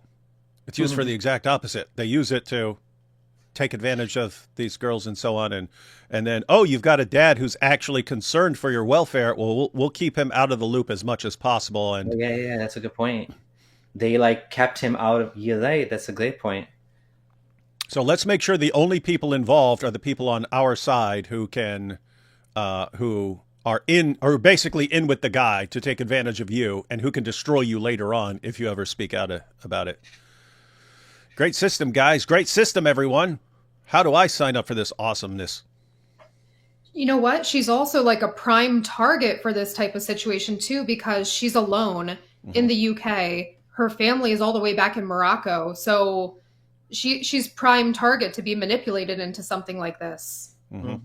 Yeah, and they spot that. A manipulator, manipulators have like a detector. They detect what are called soft targets. So some people just naturally are susceptible to being massively manipulated. Other people are open to manipulation because they're in a desperate circumstance and they're kind of reaching out for help and so on. And narcissists, psychopaths, sadists, they all spot that. And they're like, here is someone I can use for my own agenda here. And, yep. Hijab, I have to say, there's something you missed. There's something you missed about Aisha here. At the end of the day, she will stand up for herself. That's where you screwed up, bud. That's where you screwed up. And then did you contact him? Yeah, Okay. they were red flags. In the beginning, I didn't feel it, but now that I'm looking back at that, he was reluctant to contact my dad as a wali. He said, are you sure like it's going to work? Do you think that he's going to be accepting the marriage and so on and so forth? But he didn't push back that much. Okay. I told him my father is my wali, and he did go ahead with it. He did contact my father. So what did your dad say to you then? Before he contacted my father, by the way, his contact to my father went ahead for so many weeks. They spoke together like 2, 3, 4 times. He came forward with this proposal, and then he. I was gonna say, with this is interesting to me too. When I watched this the first time, she recalls specific times. 8 months he ghosted her. You know, she says he talked to her. You know, this person 2, 3 times. Very, very specific information here, right? And I was doing some reading and research into lies versus deception truth versus deception detection. And a liar will add as little complications as possible, meaning timeline of events, dates, things like this. It's too much to recall. It's too much to recall and be exposed on later. And you don't want to get your stuff wrong later on. And you don't want people to be able to put together a timeline. So you keep things vague. Whereas you're pointing out she's being very specific with a lot of stuff. Yeah, exactly. A liar won't add complications like this because this is very cognitively like stressful to do. Yeah, I have to say, you know, there's the stuff that she's apologized for. So she's apologized for this and that and said, yes, I was wrong for saying that. And yes, I was wrong for saying this about, you know, his kids and stuff like that. As far as the consistency of her story, seems completely consistent. And yeah, it's like if I were a judge in this situation, it's like massively in her favor right now. Everything that's coming from the opposing side, none of it fits. None of it fits the evidence. All of it looks deceptive. And it's just the real messed up part there is you've got her and she's clearly the one who's telling the truth. And you've got Hijab who's clearly lying. And you've got basically the entire ummah either siding with him or remaining silent because they don't want to be called out. They don't want to be associated with taking down Hijab. Dysfunctional. Yeah, I have a feeling, one more thing. I have a feeling that he may have started off considering her as an actual wife. I don't know, maybe, because why would he talk to the dad? But then I think at some point he decided he just wanted to use her for sex. And in his mind, he's like, I can get away with it. You know how you said that she was giving off certain signs of neediness? And obviously she's in a situation where she wasn't able to find someone suitable. They try to make it look like, oh, look, Hijab offered another guy some. He said he knew him 20 years and the guy was like 28. Yeah, some random Tunisian guy. So it's like he knew this guy since he was 8 years old. First of all, that doesn't even make sense. Second of all, we don't know anything about this guy. Does he have a green card? Is he like does he have a visa? Like what? We don't know anything, right? So maybe he wasn't a good match for her. She thought he was a good match, but the point is, yeah, like details are all adding up here. So that is interesting because the theory up until you pointed that out, as far as like everyone who's watching this story, it's like seems like it seemed like Muhammad Hijab basically is, I'm going to dupe this woman. I'm going to make her think that I'm going to provide for her and so on. But I'm actually not. And as soon as I get what I want from her, then I'm going to let her know, I'm not actually going to provide for you. I just want you as a hotel wife, and I'm not going to do anything for you apart from that. But you're pointing out maybe Muhammad Hijab, his initial intentions, hey, maybe I will take this woman as a second or third or fourth wife, but then eventually has second thoughts and no, I'll just have. I mean, for anyone who's watching who isn't familiar with this. You've got can be your first wife, your second wife, your third wife, your fourth wife, but you have all the rights and privileges of being a full Muslim wife. This situation is a misyar marriage. That's where the woman renounces some of her marital rights and privileges. And so a woman can agree just to being a hotel wife and so on. She can agree to that sort of thing. So the theory for a while, as far as just us watching it, because we weren't even thinking of what Abdullah here just pointed out, the theory for a while was Hijab duped her. He wanted just a hotel wife. He saw a desperate woman, promised her, yeah, you're going to be my second, just have to keep it secret from my first wife because I don't want any complications. But other than that, you're going to be my wife and I'm going to provide for you. But it was all a lie. So there's that theory. But then, as Abdullah pointed out, he might have intended, no, she's going to be my full-fledged second or third or fourth wife or whatever, and then just changed his mind. Why do that when I could just have her? Yeah. Why am I going to provide for her when she's desperate enough and doesn't want her reputation ruined if I point out that I've just been using her in a hotel? What if I could just get away with this forever and not have to provide for her at all? It's a dream situation for a Dawa guy. Exactly. He probably, what he should have done at that point is, okay, I don't want her to be my second wife. That or whatever, third, fourth, whatever, then he should just ended it. But instead, he kept stringing her along. And that's where now we're starting to see some unethical behavior, which is that he had a different idea in mind. When he said that she was a stalker, whatever, crazy woman, why is it that you kept messaging her? Why is it that you kept calling her? Why is it that you kept communicating with her? And then, of course, what she's saying explicitly, he proposed to me, he asked me, he called my dad, he spoke to my dad. Like, this doesn't sound like crazy stalker. This sounds like, and the dad, by the way, there's a voice note from the dad too in Arabic on Salman's channel as well, saying that this actually happened and the marriage should end because of it's not working out or whatever, right? So the dad, no one's saying his voice is AI. Like, I don't think he even speaks English. That's my guess. I have a feeling he doesn't speak English. He's an older man, I think in Morocco, my guess. So he's involved too. He tried to help his daughter, and now she got duped into the situation. She wants out. He's trying to help her out. And yeah, it's messy. And, we didn't talk about this whole thing. We kind of did. But the divorce in Islam is not easy for women. It's very, very stupid. You can't divorce as a woman. Like, let that sink in. A woman cannot divorce in Islam. Only the man can divorce. A woman has to jump through some hoops in order to get out of the marriage. So a man can trap her in a relationship and can say, I don't want to let you go. And then she has to go to the imam and she has to say, hey, I want a divorce and he's not letting me. And she's going to say, why? Don't you know the Prophet said that whoever asks for a divorce and it's not, and she won't smell the scent of Jannah if it's, I forget if it says if it's for a bad reason or something, but like without cause or something. So some Muslims will say, okay, you're allowed to divorce for any reason. But also some will say that, no, you're not, because a hadith says that, Allah is basically going to curse these women or whatever for requesting divorce when there's no good reason to request it. So a woman in her situation is in a mess because if he doesn't do it and doesn't let her go, what does she do?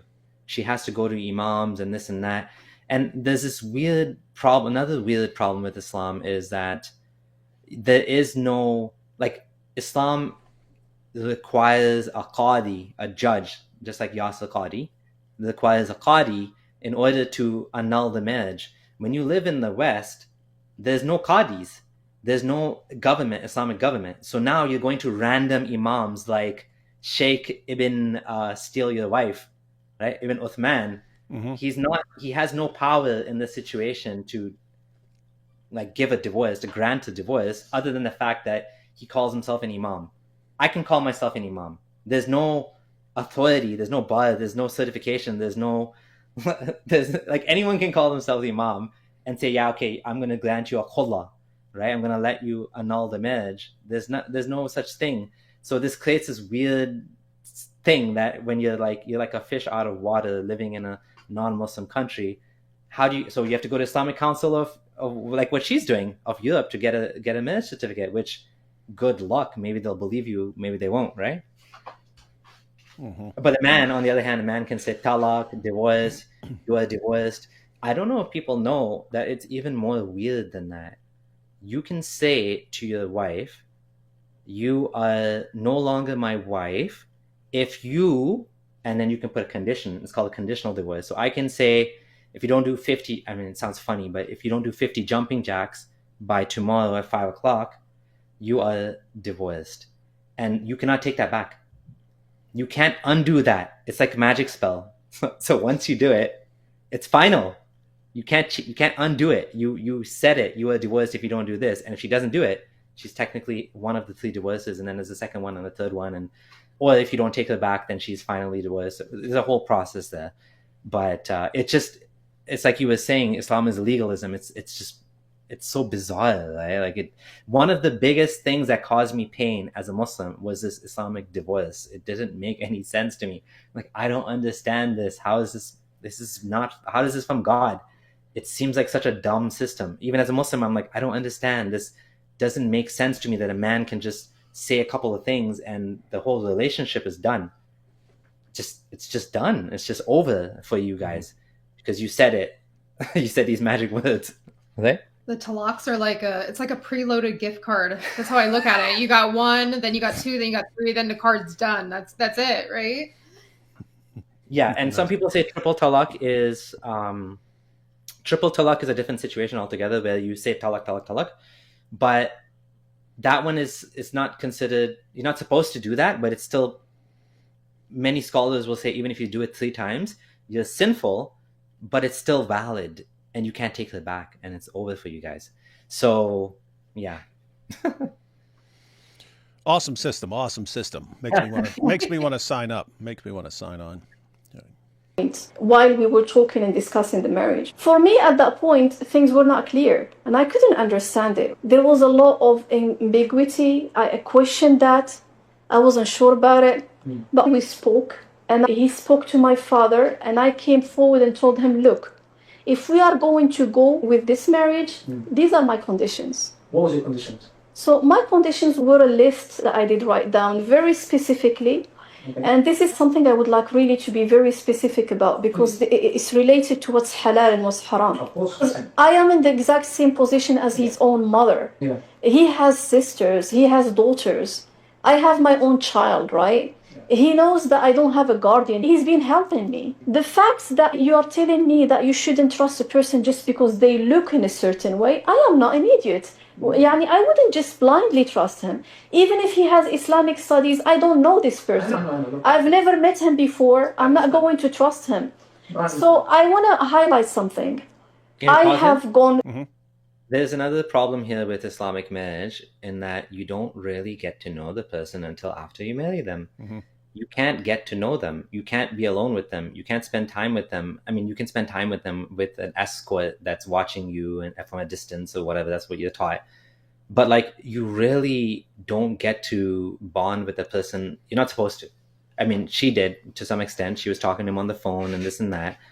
But you have this like, what's the way? How do you know if someone's a good potential husband for you in Islam before you get married? You do that funny prayer, right? Oh yeah, the istikhara. Yeah, which is useless. Yeah, you do istikhara. She could have done istikhara, and look how that turned out. Yeah, you do istikhara, and you ask Allah to guide you and say whether this is like a good path for you to make it easy for you to proceed, and then you still end up getting divorced at the end of it. But it's like pre-mubahala. Yeah, the mubahala thing is another funny thing. We'll talk about that later. Yeah. Let's see. through mental health breakdown. I have almost lost my insanity. I was in so much shock to the point that I am going till date through periods of dissociation. Okay, but can you tell them what happened? The people are watching, because the thing is now, when these things happened, is there any other red flags? Because I really want people, the reason I'm doing this is I don't want this thing to be repeated. What other red flags did you see? Did your dad tell you something? What else happened? Can you tell me the story? So he said very specifically he didn't want to give a high mahr. Okay, that to me is a red flag. Somebody who is iffy about talking about your wali, that's your guardian, is a red flag. Mahr is basically a bridal gift that you give to the woman. It's sort of supposed to be like a security that, I mean, security deposit. In Arab culture, it's considered like, I found this strange when I found out about this, that if you get divorced, that's when you get it. Well, you're supposed to actually give it to a woman when you get married. It's the price, it's the money you give her so you can have sex with her. It is, and it's funny. This is Ali Dawa pointing out two red flags here. Red flag one, he's reluctant to be communicating with your dad very much, and two, she just pointed out he didn't want to pay. He didn't want to pay a high price for the sex. So maybe not as low as like McDonald's. I bought her a Happy Meal, and because he says he's done that kind of marriage for people. So maybe something more than just a Happy Meal, but he doesn't want to pay a lot for the mahr. Now the reason this is relevant is because later on he didn't want to pay. He didn't want to provide for her in any way. So the only thing he was providing for her was that initial payment. And if she's already saying that was a low payment, in other words, it's not like he gave her $1 million at the beginning, and so why does he need to pay for her, provide for her later on? He gave her so much money. She's pointing out, no, he didn't want to give like an expensive gift at the beginning. He wanted to keep the price low, and then not providing anything later on except for paying for the hotel room. This is your champion of dawah, all you Muslims who are watching. This is your champion right here. And he's the one who lectures us on morality and how much we need Islam and how we need this system. We do. Very important. Number two, a high mahr is another red flag. And this is why I tell sisters, ask for a decent mahr. Because if a man has ill intentions, sisters sometimes act very pious. Oh yeah, just read me Surah Baqarah. And there's nothing wrong with this. This is a very beautiful thing. But we're dealing with different kind of shayateen in our time. Your mahr is your haqq. It's given by Allah subhanahu wa ta'ala to protect you. Your guardian number one, your mahr number two. One thing that you What's that? Is hijab one of the shayateen? Is that what he's saying? That sounds like hijab is one of the shayateen. He's a shaitan. He's one of the shaitan. To me before this, he said that he didn't want to mention his name to your dad. So this is the little bit when the situation of the nikah comes up. So when we were getting the nikah plan, he said, look, I want to have this nikah done on a Zoom call. I told him, you have to go and meet my father. We have independent confirmation that Muhammad Hijab does like to do Zoom marriages over Zoom. So that fits everything we know about hijab. Okay. Because my father is of a generation where there is no way I would speak to him about this. You want me to go and speak to this is disgraceful. This is disrespectful. You want me to speak to my dad and tell him that you need to speak to this person on a Zoom. And then I told him, so why don't you go and meet him in person in my country? Yeah. He said, look, you... Yeah, like, this again shows you, I don't know if everyone agrees with this, but like this shows you how pathetic like marriage is in Islam. You can basically marry someone over a phone call, right? There's no like, and on top of it, I don't know if she mentioned it here or somewhere else, that he had a mask on and he was like hiding his identity and the witnesses, she didn't know the witnesses. Is that in this interview or is it different? I forget. It might be this Yeah, one. we watched so much content from her, we don't remember. But anyways, the point is... It's just hilarious, Muhammad Hijab trying to disguise himself with a mask. You know what I mean? That's just, isn't that like weird? If Hijab had a mask over his face, I mean, unless he's going like full hockey mask or something like that. That's what I was wondering. Is this like a COVID mask or is this like a hockey, like full face? Like what does this disguise look like? That's so weird to show up in a hotel like that. No, it's online on Zoom. Well, in a hotel, I think she said in a hotel he showed up like Oh, that too. right. He wore a disguise. Yeah, no one would be able to recognize that 6'8" grape ape looking dude over there. It's a great mystery. Someone even made a little cartoon about that, where it's all regular sized people and a giant hijab in the hotel with a mask over his face. He's definitely a master tactician here. Are from the same city as my other wife. I really want this marriage to happen, right? I am keen in making both households work. Please don't put the stick in the wheel. Yani, we have to make things happen. Like, we have to facilitate things, we make things easy. It's because I really want this marriage to happen. On top of that, he said, I want the Zoom call where I wouldn't show up. I told him there is absolutely no way I'm talking to my dad. This is Zoom call that hit. He wouldn't show up on the video call. Wait, so he wants everything done over a Zoom call, and he's not even going to be there? And he doesn't want to be on the Zoom call. He wants to be on an audio call, so no one can ever even say that it's. Guys, this is your hero. This is your hero, ladies and gentlemen. He wants to leave as little traceable evidence as possible. He's already planning back then. He's already planning back then for when this inevitably ends in disaster. If she even thinks about exposing me, I want no evidence trail at all. That's right. So he's planning this from the beginning. If things go south, I don't want any evidence against me from this woman. He said it's going to be an audio call. I told him, look, I'm not going to talk to my father about this. This is something I'm not going to do. So let me get this right. So you're doing the nikah now? The nikah, yeah. He wants the nikah to be done on the Zoom. Right. He doesn't want to show his face. So how's the nikah going to be done? No, that's what he said. Oh, so he said it should be audio. You said you're not going to get your dad involved in. How are you going to get married? You have to have the guardian. No, I told him I'm not going to speak to my father about a situation, a nikah done this way. How's the nikah going to be done? Exactly. I'm telling you that I refuse this way, and I told him my dad is not going to accept. My dad would never accept this arrangement of a nikah because of his age, because of his background. And any man, even if he's a young father getting married his daughter, here in the West, accepts to make a nikah on a Zoom. So what happened is he said, look, what we are going to do, he sent me a website and it has a fatwa in it. This fatwa says, if we are going to get a wakil, someone to replace my dad, I told him there is no way that my father is going to accept to make. So this is interesting. He's convincing her. She's saying, no, my dad needs to be involved and you need to come here or go there or whatever. And he's like, no. I'm going to find you this website with this fatwa. Again, Islam's a joke. Where he's basically saying we don't need to go with your dad. I can show you using my scholarship and so on. I can justify going around your dad. We're getting your dad out of the entire equation here, and I'm going to show you another way. And she looks up to him as this extremely trustworthy, reliable type guy, and so apparently she goes along with it.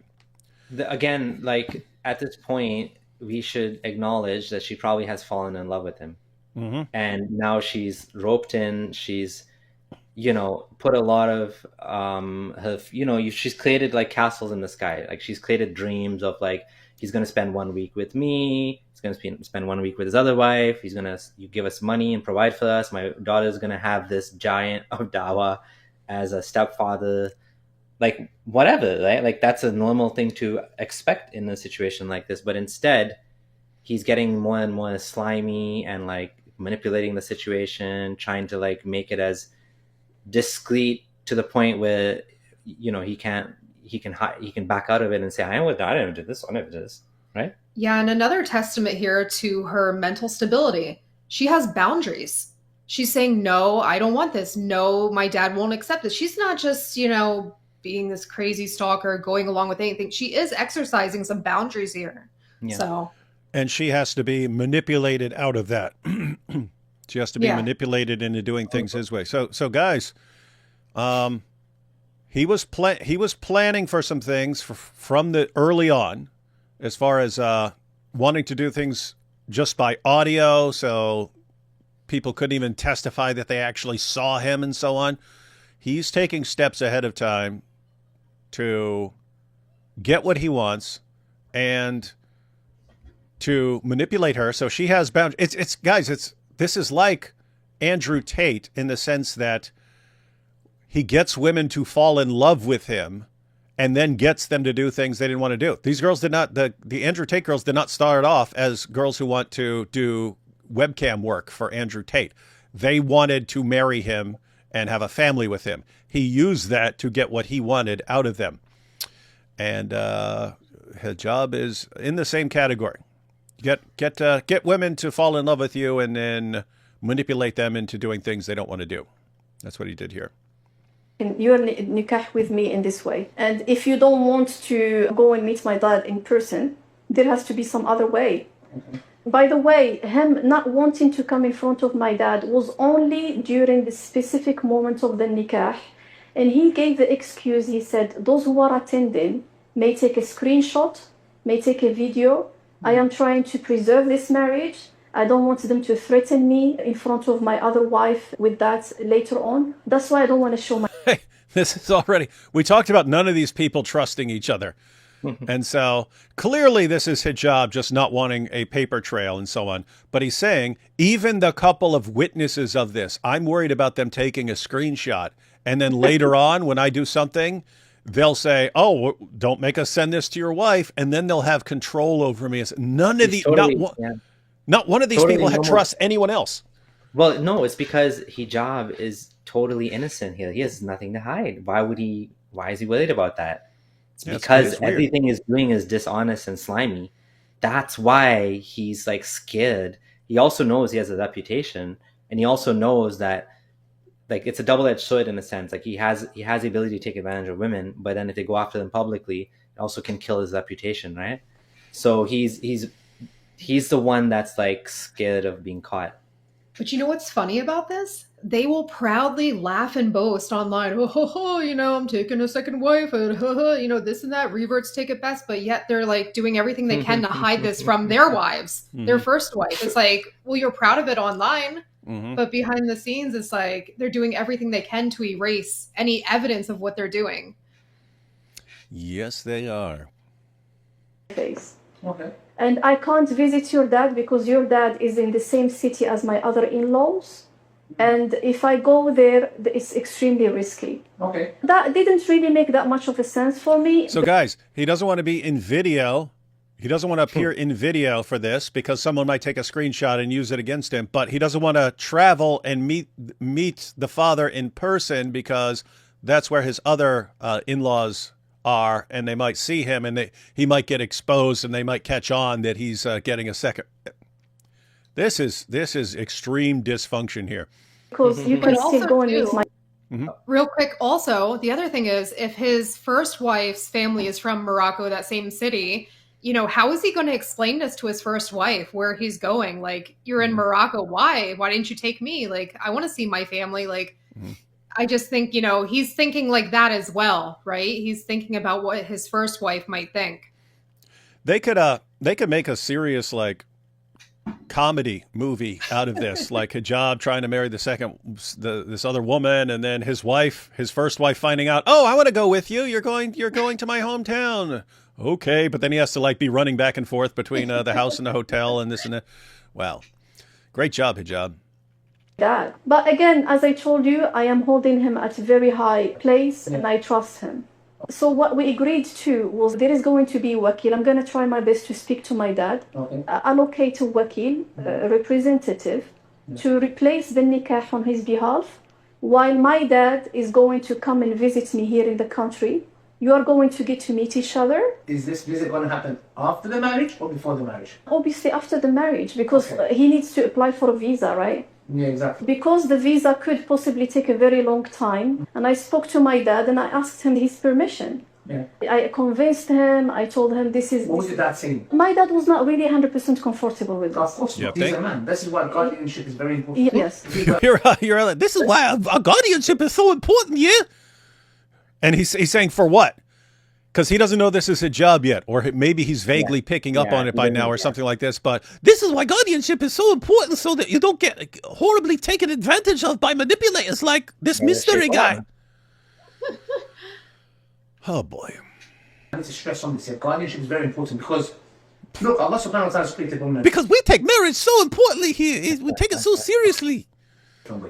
Us men, we see straight through. We know. This brother, I'll go through all the stories. And he knew that my father is coming here. He sent me a website link and told me, look, actually the wakil thing is a good thing, it's Islamically correct. Because here in this fatwa, it says someone is asking on Islam website fatwa something. It says, can we make the nikah where the father is not present with a wakil until the father will come later on and meets the husband? Okay. And the scholar and the mufti said, yes, that is Islamically allowed, as long as the father is happy, does trust the people who are involved, like is a person of trustworthiness, and the wakil is a person of trustworthiness. So so as long as everyone's trustworthy. So basically she was convincing her dad, yeah, everyone here is trustworthy and it's acceptable in Islam. Honestly, who knows what weird fatwa he found? Yeah, you can find a website that says pretty much anything. Yeah, the thing is with Islam, it's like it's anyone's word against anyone else's word. Do you trust Hamza Yusuf? Do you trust Yasir Qadi? Do you trust this person? Do you trust that person? They all disagree on different things, or they all agree on different things. It's like whose word? There's no real basis to know who's right and wrong. You just have to like guess, right? As a Muslim. And so he took me to a website from a great sheikh, Sheikh Uthman ibn Farouk, and he said on his website he issued a fatwa saying I could do this. Boy. Evolved around trustworthiness. So obviously, so he's convinced with this fatwa that he got, but he had other plans, subhanAllah, so he's actually misusing this. So what happened after? You got married to him? Yeah, we got married. Who was the witnesses? Again, he's the leader here. Yeah, who's the one who's doing the nikah? Don't tell me he did it. No, it's not him who did the nikah. He did allocate someone to do the nikah. So what happened? You got married, then how did things turn upside down? SubhanAllah, as I told you, I mentioned during the nikah that the involvement of my family is 100% a must. And I think that was really natural because I felt like I am the only one there and I don't know the other ones. Yeah. I only know him. Yeah. And naturally it came out from my heart and I was like my family, I want them part of this marriage. So I doubled down on that point because later on he's going to accuse me that I actually didn't want my family involved in this. So when we got married, basically everything was normal. We met, right? And now came the moment when I told him, okay, we're going to have to talk to my family and say congratulations, your blessings, barakallahu lakuma, and so on. Khalas, we're going to make a family right now, yeah? He said no. He said no? He said no. How did you take that? He said he didn't want to speak to my family. He didn't want to have other in-laws. And he gradually started convincing me and persuade me that actually our life will be better if my family wouldn't be part of it. Oh, okay. And then what happened? So he was like... I just have to, again, on the issue of consistency, this seems consistent with everything I've seen from her and from Behind Veils so far. Mm-hmm. And it fits all of the text messages that have been released from both sides. In other words, all the actual evidence that has been shared by the hijab side and is actually authentic and not something they made up or used AI for or something like this. All the actual evidence that they've shared and tried to twist actually fits her story completely. And then everything she's released fits completely with this. And so, you know what else? Yep. I think from what I'm hearing over and over again in these different audios and everything else, I think one of the themes here with Aisha is honor and getting her dignity back, right? Because she keeps mentioning over and over again how, he told her that her family shouldn't be involved, her dad, this and that. And I think this is a big part of her like healing from this, getting validated and feeling like she gets her honor and dignity back. And that is a psychologically healthier reaction, right? Because you could have a woman who fell for this, who got duped by Muhammad Hijab, who got used and tossed aside and just, okay, well, I just have to live with this now. And then spend the rest of her life knowing that she got duped like this and knowing that he's out doing that with lots of other people after her. So yeah, it is kind of like it's not an honor killing, but it's in the same idea of I have been dishonored. How do I restore that honor? And For her, it's I have to expose this guy, expose what he did, and make sure he can't do this to other people in the future. And that's how I'll restore my honor in this situation.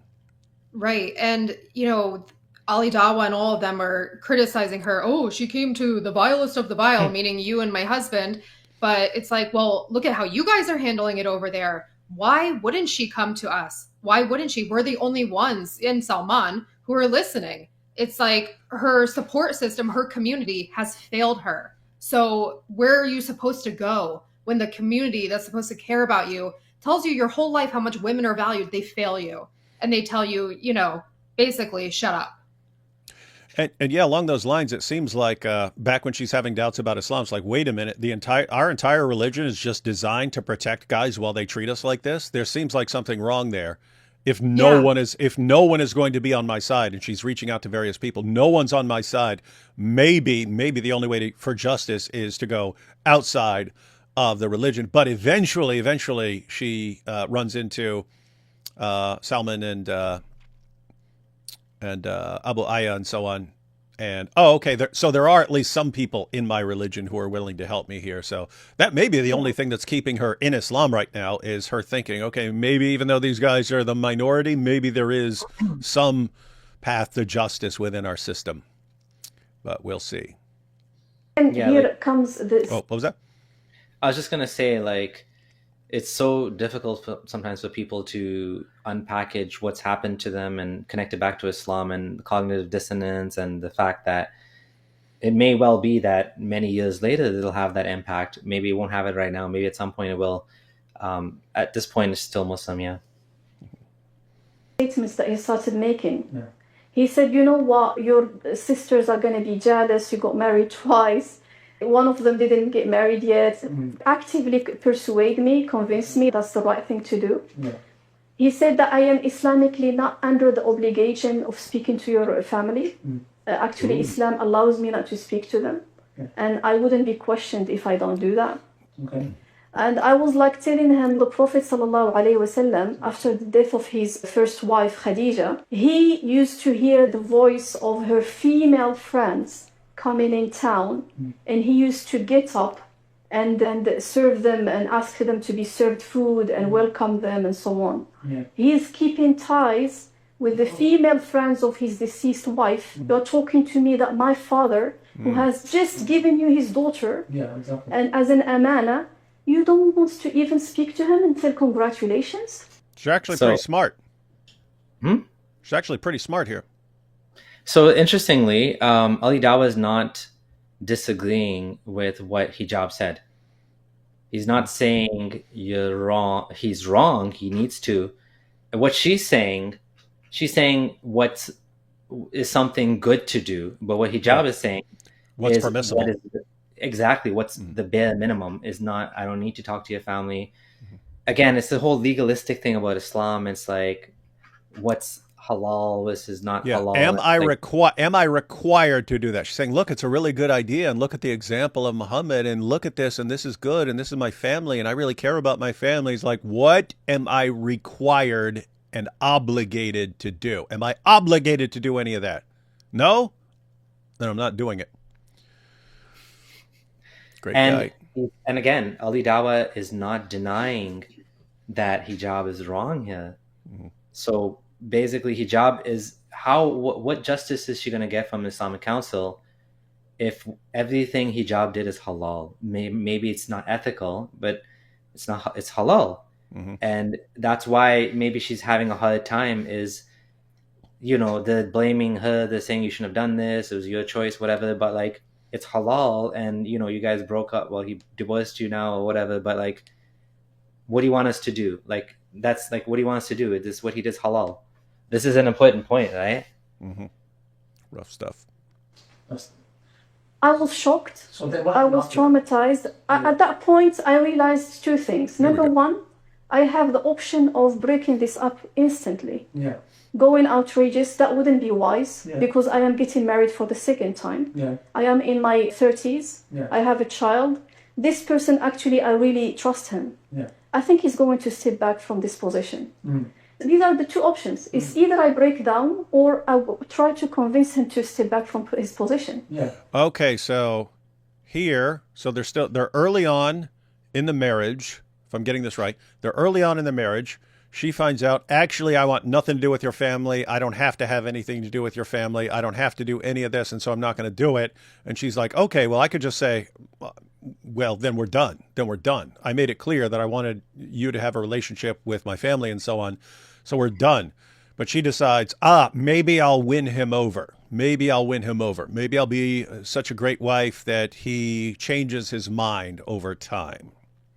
Also, the whole thing is this is now his second marriage, and she doesn't want to be divorced again. And then be on third marriage. And she said, I could have gone outrageous, right? Yeah. Yeah. Like outrageous in the sense of like, she could have freaked out and said, what the hell are you doing? You scumbag. You told me, this is not what you told me. This is not what I signed up for. This is not what I wanted. She could have gone out. She calls it outrageous. Like she could have like freaked out, right? But instead she's like, okay, you know what? Let me give this a chance. Let me work with him and let me see if we can make this work, right? But of course he wasn't planning to make it work. At this point, even like you said, even before this point, he's been doing all these slimy things so he can sneak out of this with no consequences, right? Again, this doesn't align with the behavior of a stalker. She was ready to break up with him. She was ready to call this quits. That's not somebody who's obsessed and trying to stalk somebody. She's actually trying to get away from him at this point. She's considering it. Yeah. Right? Yeah. At no point in anything she said does she fit the description of a stalker. And even the messages that Hijab's camp has released to make her seem like a stalker, they fit in perfectly with a certain stage of her story. So sorry, Hijab, I've seen zero evidence that you are credible in any of this. And all the evidence confirms her story so far. So I started talking to him. We started fighting about it, arguing a lot. Yeah. First, he started telling me, okay, delay it. We will do that later. Yeah. I'm going to talk to them. And I couldn't talk to my father and tell him the marriage happened. Because when I speak to my dad and tell him, okay, salam alaikum, did you get married? Yes. Okay, where is your husband? Oh, he doesn't want to speak to you. I was like, so what am I going to do? He said, lie to him. He told me, okay, lie to him. Tell him the marriage didn't happen yet. Okay, I told him, okay, well, hold on. More of the responsibility now, because when the marriage ends, then you can't tell your dad because out of shame. And not that he's done anything shameful, he should be ashamed of himself. But now it's better for him because then the dad is not involved, he's not going to know, and he got away with it. So then what happened? So he went on a trip, on a da'wah trip, ironically. He went to the da'wah trip and I was stuck. Yeah. I was like, I don't know what to do. Am I going to... What's that? You can do this. He can't go to meet her dad. He can't get on a plane, meet her dad. This is going to be your quote unquote wife, but he can go on these dawah trips, which are international a lot of times, right? Yeah, he can fly all over the world. And by the way, what's he doing? What's he doing when he's flying all over the world? He's got his little wives in every little town, probably. I call my father. My father is going to have a heart attack. He has already gone through a lot. He's an old man. He's going to feel guilt because why did I give permission to my daughter to get married and then this happened? You know? Oh, dang. He would like blame himself. Like, hey, I didn't protect my daughter enough. Huh. Wow. Did you ever come to your house, like your house that you guys had? Did you have a As house? I said, we are neighbors. So he never came to my house. He never met my child. And when I say neighbors, I mean in the neighborhood. It's not like literally neighbors. Oh, that's fine, but you got married. Did he not come to like your husband coming home? By the way, he wasn't even willing to have much conversation on the phone. Oh, let alone coming home. Let alone coming home. And he made that clear, by the way. He wouldn't come home until I move out because of the situation of neighborhood. That's something I knew. I knew that he wouldn't come to my current home because I am very close to his family, right? So I started feeling the conversations are not all right. And again, here I am getting one shock after another, one trauma after another. Why is he talking to me like this now? Like, why is he behaving like this? He said, this is a business. I'm like, no, this is not a business. He's using these words. Yeah, and he's being extremely insensitive, extremely brutal, extremely crazy with his approach. And this is starting to make you question everything. I was like, okay, what's going on here? Yeah. He said, it's a misunderstanding. I told him, look, what do you want? Yani, what are you asking for? He said, listen, the only thing I want as a marriage is like we meet in hotels and that's it. The only thing I want in a marriage is we meet in hotels and that's it. And he gave her a low mahar, so he gave her a low payment at the beginning, low bride price at the beginning, and then didn't want to provide for her, not for her house, not provide for her daughter, and he just wants to basically pay the hotel room for sex and wants her to spend her life like that. So he turned her into basically a prostitute who's not even getting paid. Yeah, what a great man, right? Yeah, wonderful, guys. Wonderful. Tell us more about the great religion that you guys are here to bless us with. I think that's so interesting, too. She's saying that they lived in the same general area. Like, that's very specific information. And I'm sure once this became, quote unquote, real, he started getting anxiety and like paranoia. You know, she lives in the same neighborhood. What if somebody sees me? I don't want to talk on the phone with her as much. You know, she might be recording this, tracing this. He's trying to keep the traceable evidence as little as possible. And again, if he was doing all this and thinking he's getting away with it, how many more victims out there? In other words, if you took a bunch of different women, put them all in these circumstances, treat them all like that, and let them know, if you ever cross me, I will destroy your reputation. You'll just be done for the rest of your life. What percentage of those women are going to come forward? Very, very small. Very, very small percentage of women are going to come forward. We've got one who came forward. So chances are there's a bunch who haven't. I'm only going to pay for the hotel. I told them, my daughter, my dad spoke to you. I told them, the home, you promised me a home. At that point, he was like, this is what I want. It's either you like it or you don't like it. He even said, you agreed to this. He started telling me, you agreed to this, you agreed That's to gaslighting. this, you agreed to this. What? You agreed. You agreed with me. You agreed that I don't have to talk to your dad and you're just going to be my hotel wife for the rest of for the rest until I'm done with you. That's it. You agreed. What? I didn't agree to that. Yes, you did. You agreed. You agreed. You agreed. And I was like, no, I didn't agree to this and I can prove this. I can prove right now through conclusion and through deduction and through logic that this is not the arrangements that I agreed to. So he said, no, you know what? I want a boyfriend-girlfriend relationship. No way. He said that. He said, I want a boyfriend-girlfriend relationship. He said, I want a boyfriend-girlfriend relationship. And Allah. How many other ladies does Hijab have a boyfriend-girlfriend relationship with? I don't think this is what you call a girlfriend-boyfriend relationship. No. There's boyfriend-girlfriend relationships where they don't treat each other like this at all. Yeah. Right? He's treating her like a prostitute, basically, and he wants a girlfriend experience. He wants to act like she's like emotionally available for him, but he's not available for her in any way whatsoever. Everyone watching, you Muslims watching, this is how he treated a Muslim woman, and you don't seem to care at all. You seem more concerned about protecting hijab than about protecting victims of hijab. And keep in mind, we're all watching. We're all watching how you guys deal with this situation. We're all watching. And if you guys are ready to just burn her life to the ground to protect hijab, maybe that helps. Maybe that's good for hijab's fans, and he'll still be a hero to them. Everyone else is watching. We are not going to let anyone forget this ever. So just know we're watching you. All right. I think what makes me very angry about this as well is this is how Islam is marketed to women too, to potential converts, right? Oh, Prophet Muhammad treated widows, divorcees, single moms so well. He married them, this and that. But the lived experience, obviously, in so many cases, is something entirely different.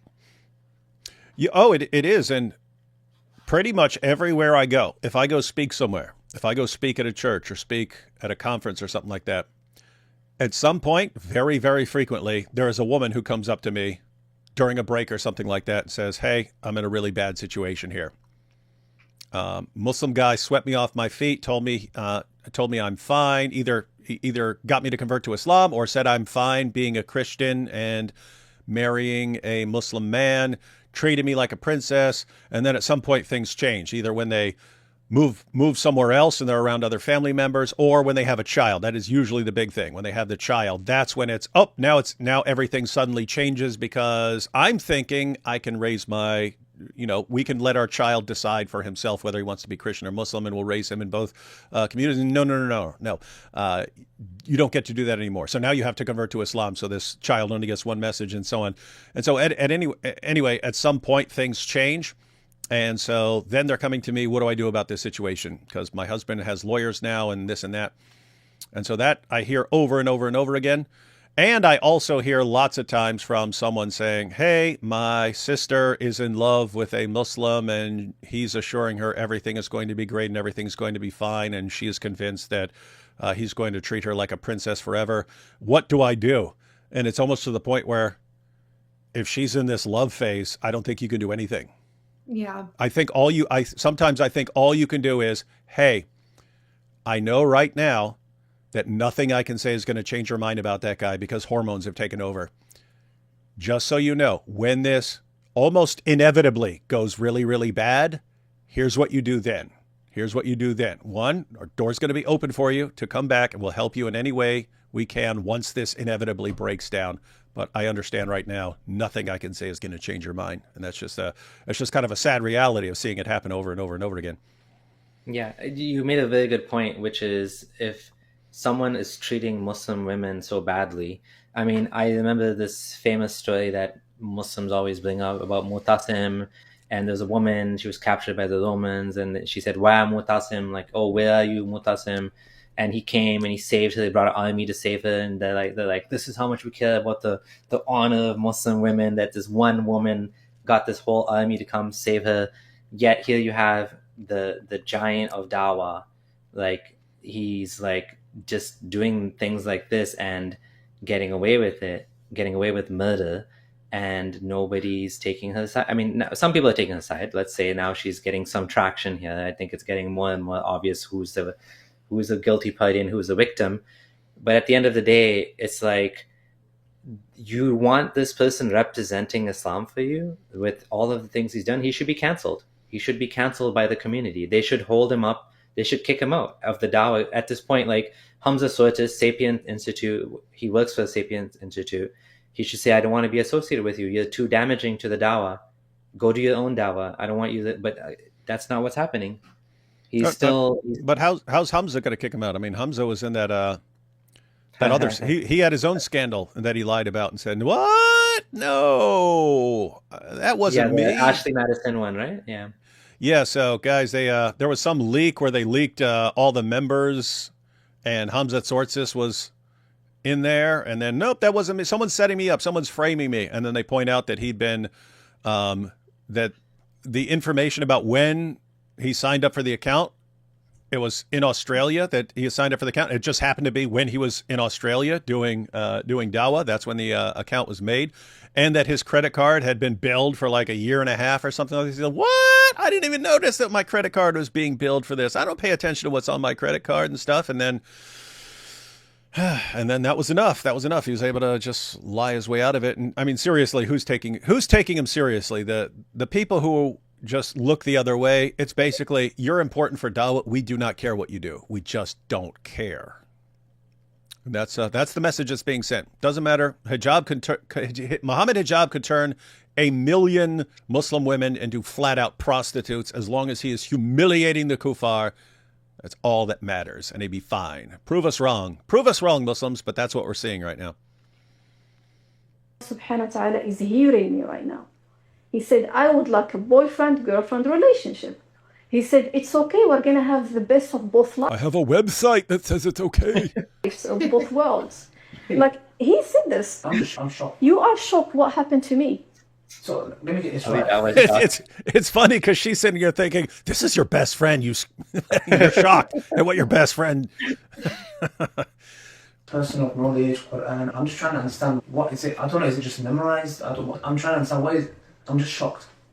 Yeah, even the sheikh who got involved, he heard this again from him, and he said, I want intimacy only marriage. He texted me, and the sheikh read that text, and he was like, this is what I wanted, and there is nothing else you're gonna get from me. He said, make your decision. I told him, of course I'm not going for this. The marriage ended. Smart. And the irony is that he divorced me in a time that is not allowed for him to divorce me, because there is specific times for even divorce has to be specifically done in specific ways. And basically he was like, that's it, done. Khalas, don't talk to me again. You are divorced. He was like, khalas, the matter is done. I have no questions to ask. The marriage is halal, divorce is halal. I've never agreed to the marriage that he claims that I agreed to, because all these are proofs. These are evidence, And one main evidence that the people who are around him know about him is he's extremely keen about keeping evidence. And his conversation with me and my dad was on auto-delete. This is someone who is very keen in... That also fits. Everything was on auto-delete. He's very keen about people possibly keeping evidence against him. And she's saying everyone knows this about him. Everyone knows this about him. Everyone knows about him that he's very keen on keeping evidence of everything, screenshots and pictures and whatever. And also someone's asking about specific time for divorce. This is kind of like a nuance in Islamic law that you're not supposed to divorce a woman on her period, but it's still valid if you do. So I don't know how that makes sense, but it's like everything else, I guess. Keeping evidence that served for the best of his interests. The fact that he's setting our conversation on auto-delete, what does that mean? He's talking to me from a mobile number with no contract. Only the people who are involved in marriage know that phone number. So what you are trying to hide here... So he knows the entire time that he's avoiding an evidence trail, even using a different phone with a different phone number. And then when he comes out to prove his case, it's, the phone number doesn't even match up. This is not even Muhammad Hijab's official phone number. This is proof that she's lying. Funny. This is pathetic. That was funny. That was so funny. Everyone called him out for that. Yeah, he's like, I've had the same number for 20 years since you were 13 years old or something. Like, first of all, who does that? And second, it's like, well, nothing's going to be on that phone. It's on the other phone. Yeah, by the way, you can see this in the text messages where, if you go to Behind Veil's website, where eventually she blocked him, and then he messaged from a different number, and different number said, this is MH. He didn't even say this is Muhammad Hijab. He's trying to keep it as low-key as possible. Wait, didn't one say business account? Yeah, so he has multiple account numbers for sure, but that's what I mean. But she blocked him, and he still managed to message her from a different number. So and then he admitted. Someone asked him, "Do you swear?" Salman asked him. Yeah. Or Abu Aya said, "Do you swear you only have one number?" And he refused to swear that he has more than one number. Everyone knows. Come on, this isn't flying. Yeah, like no one ever saw Breaking Bad where the drug guys all have separate phones and stuff like this, and no one ever saw it. No one ever came up with the idea of having multiple phones with multiple numbers Hijab to cover their trail. It's just crazy once you hear the full story from her. Just like he's always like this. He's like borderline paranoid about the evidence he's leaving behind and so on. So yeah, sounds exactly like someone who would keep multiple phones with multiple numbers. Yeah, you're a tactical genius, Hijab. No one's going to be able to crack this code. Evidence you are trying to hide is definitely an evidence that doesn't work for your best interest. For someone to memorize the Quran, Islamic knowledge, teaching everyone else, wallahi, to me you're zero. How could you have all of this stuff? And then you go and do... Ali Dawa calls Muhammad Hijab a zero. Pretty much, yeah. This thing to whoever. This could be somebody standing in front of me who somebody robbed, stole from, oppressed in different ways, or pressure up in different ways. So to me, this is the reason why you truly do not know someone until you travel with them, you live with them, or you've done business with them. Wallahi, let me tell you something. It shows me, sisters, brothers who are watching this, wallahi, you're not for the Arabic, you're not for the Quran. And it's a sad thing for us to say. It's come to the moment that we have to tell you, warn you, don't fall for the folk, don't fall for the Quran, his beard, her niqab, jilbab. Do not fall for the stuff. Like Allah gives us many examples in the Quran that it is the taqwa that matters. Internal taqwa, subhanAllah. So to me, the message is very clear, and the reason we've done this video is to warn others and to warn others about Muhammad Hijab. Wow. Those who are in the public sphere. So these are a couple of very important points that I wanted to make. The first one is the consequence of what he has done. He has completely destroyed my life and that of my kid. Completely. I have no capacity to trust absolutely no one for marriage anymore. Oh, that's what she meant. Oh, that's interesting. Because before, when she was, and it could be a combination, but in the Behind Veils video where they released a message for her and she was saying, he's destroyed my life, I thought it was like, hey, I just spent years dedicated to you where I could have been marrying someone else who would take care of me and my daughter. And so that fit as far as, hey, you've ruined my life. But here it's, you've psychologically ruined me. I cannot trust a man anymore. I am incapable of trusting someone for marriage anymore because of what you've done. This guy looks like such a great guy on the surface. How would she know now? How does she evaluate? Yeah. How would you evaluate? You can't get to know people before marriage. You do istikhara. That's the only. How do you solve this problem in Islam of getting to know? Some people will say you have to ask around. Like, everyone you ask about Muhammad Hijab would say he's a great guy in the community. So now it's like, how do you know? It's like, you don't. And imagine too, from her position here, imagine going through this bogus marriage, all of this trauma that she's endured, and then she tries to meet somebody again, and it's like, so, you were married before. It's like, imagine disclosing this. They might not even want to talk to her, because a lot of these people believe Muhammad Hijab. She might encounter that. A lot of people in the community, they might not even want anything to do with her. That makes getting married even harder. Oh, yeah. I mean, she's kind of, from an Islamic perspective, from the perspective of her fellow Muslims, she's cooked right now. So, yep. Especially by coming forward and exposing him, she's done with the Islamic community. And yep. And her now she has massive trust issues. Like, how can I ever trust a guy again? When a guy that everyone told me, all the religious scholars, all the scholars of my religion praise this guy as the most wonderful guy. If you want any husband in the world, this is like your dream husband. And look at how he treated me. How am I going to trust some random guy at this point when the ideal champion of the ummah is this massively screwed up? But you can trace that all the way back, ladies. Do your investigation. Go all the way back to Muhammad himself and ask yourself, how can I trust this guy? How can I trust this guy? And I am making a call to the scholars and the people of knowledge, our seniors, and I am telling them that it's their duties to come out and clarify what Islam is, what marriage is, and the rulings around them. Because if the majority of audience and people are going to take Islam from public influencers on social media. Yeah, she's saying, hey, if the young generation of Muslims are getting their knowledge from influencers, they're not going to sheikhs now. They're going to Muhammad Hijab and Ali Dawah. And if Ali Dawah and Muhammad Hijab are basically saying, yeah, this is all fine, which is what they say. Hijab is denying that he did this, but everything he's saying shows that he's been supporting this as things you can actually do.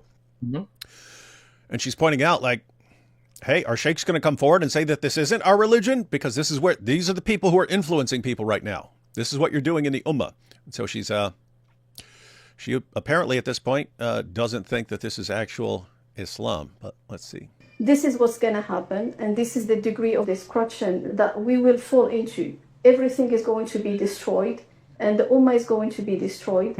And as I told you before, the ummah is going to be destroyed. Yeah. What? I was going to say one more thing is, she came and she did this whole thing with a pseudonym, and they have been releasing her real name as a threat. That's a threat to her. Hey, everyone, her name is this. And what they're doing is they're trying to terrify her and cause her more psychological distress that, she tried to keep it secret. She didn't. She mentioned the name. So now they're like, okay, we know a lot about you too, right? This is like a veiled threat. We know who you are. We know where you live. We know your real name. We're going to wreck you in the community if you come and do this. If you want to proceed, you want to play this game against hijab? Okay, well, we have a lot too, and we can hurt you worse than you hurt us, right? Yeah, that's the idea, and lots of people will fall for that. Like, if you have a Muslim man and a Muslim woman, and they have a falling out, the man can usually do way more damage to the woman than the woman can do to the man. And that's probably what they're thinking here, and that's probably what the hijab camp is thinking here, and that's the kind of pressure they're trying to put on her. It's just wrong in this situation. It's false. Hijab, because he's this exalted figure, he has way more to lose than her. She's to the point where I got nothing to lose. I'm not even interested in a guy anymore because you've messed me up. So you've messed me up so much right now, and so yeah, you're gonna she has something to lose, which is side interrupt, which is her standing in the community. Oh, I know, but apparently she's willing. Mhm. She's willing to take the hit. It's okay. Here's what you can do to me. I'm not backing down. That's why again, she's like, she's the kryptonite. She's the kryptonite here. This is what they can't deal with. And they can't deal with like the behind veils guys who they try the exact same thing. Notice they try the same thing in every situation. If you're going to call out what we've done, we will destroy your reputation. They did the same thing they did it with her. They did it with the behind veils guys. They have one plan as far as dealing with this sort of thing. What do you do when Aisha and Salman and so on, they say, you know what, you are going to attack us. So we are going to have to try to defend ourselves and so on. We're going to have to respond. And there are going to be people heaping insults and abuse on us and trying to destroy our reputation. You know what? We're still coming after you. Yeah, my friend is married to a Moroccan woman. He's like, Hijab made a mistake going after the Moroccan woman because they're very strong-willed, and they're like, he's like, he picked the wrong person, wrong wife to pick on. Well, it's kind of messed up because he apparently categorizes people like, oh, this group does this and this group is more comfortable with polygamy, and the revert women, they take it best and stuff. So he's categorizing people. Never crossed his mind, oh, these Moroccan women, probably not a good idea to mess with them because they might actually stand their ground and not back down. He should have known. He has his first wife is Moroccan too, supposedly. So I don't know. Should have learned, Muhammed Hijab. But we thank you for helping us expose what's going on behind the scenes in the dawah scene. Let's see. Getting close to the end here. He's claiming that the marriage that he has done is halal. And I am telling out there, please do put the links that I will share with you from the reliable sources and scholars who actually explain the categories of marriages that are actually halal. This is my story, and I ask Allah subhanahu wa ta'ala to deal with him. And I ask Allah subhanahu wa ta'ala to give justice, because justice has not been served. SubhanAllah, in our Quran and in our Islamic history, even the Prophets alayhimussalam have been called out in the Quran. Allah subhanahu wa ta'ala called the Prophet sallallahu alayhi wasallam for a facial expression. Abasa wa tawalla. Allah subhanahu wa ta'ala did call out the Prophet sallallahu alayhi wasallam about few actions he's done. Yeah. She's actually pretty knowledgeable about her religion. So guys, she's pointing out here, Allah would call out prophets and would even call out Muhammad. So if Muhammad can be called out, if Muhammad himself can be called out, why are you guys exalting Muhammad Hijab to a point where he just can't be called out for anything? Like, why? Like, is he greater than Muhammad? You can't call out this guy? Weird stuff. The fact that these scholars who got involved in this story refuse to come out and call him out by name is something that I will hold them accountable for. Anyone who does anything wrong of this regard that involves the haqq of someone else, he didn't sin in secret. This is not a sin between him and Allah. This is someone else's life. It's my rights, it's the right of my child, it's my father's right because he trusted him. So I do strongly believe that anyone who is involved in this, I am calling them out to come out and make a step. And I do ask them to come out and call him out by name for the best interest of the da'wah here in the UK. Because when these du'at are going to know that if he ever transgresses and does anything wrong, that he's going to be called out by name, I don't think anyone is going to be able to do something like this. I think that's true. And that's where the audio ends.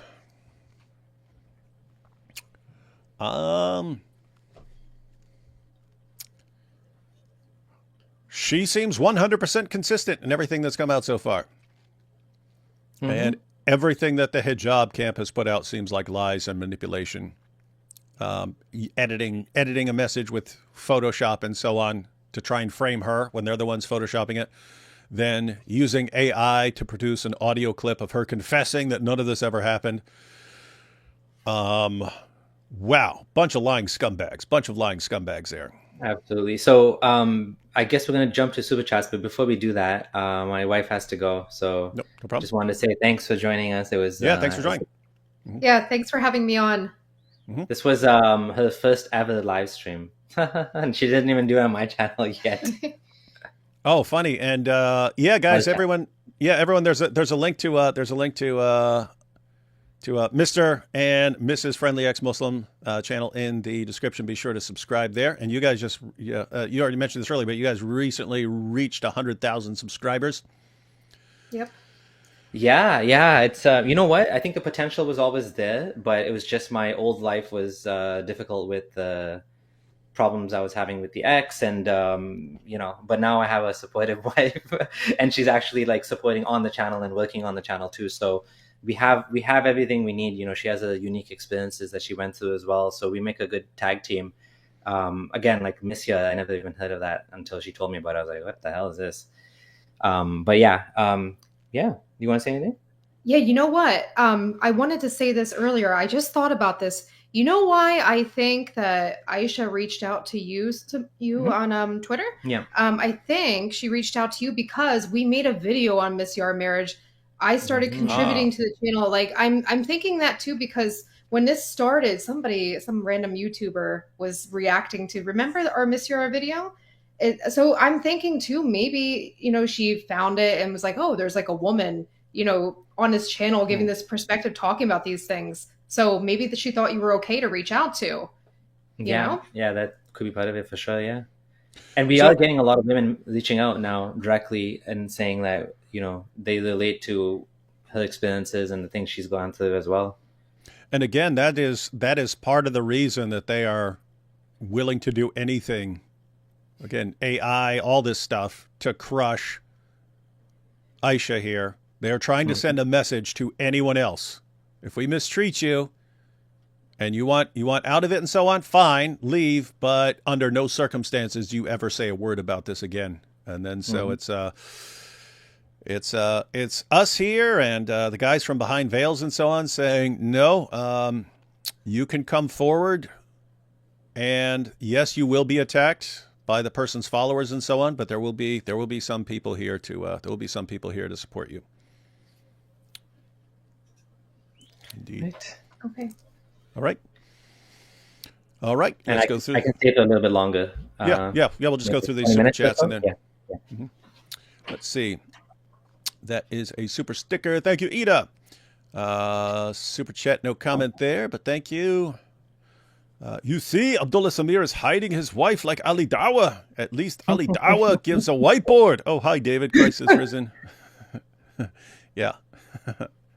And they're pointing out that you've got some gray in your beard, unlike AP. I actually have in mine. It's just you can't really tell with this camera. But yeah, probably like a quarter of my beard is gray. It's just I don't get cool patterns. You ever see people get like cool patterns, like they get a line of gray here and a line of gray there? I just got random gray hairs everywhere. But probably 2 years from now, I'll be completely gray. Here comes the Muslim Me Too, hopefully, but I'm not holding my breath.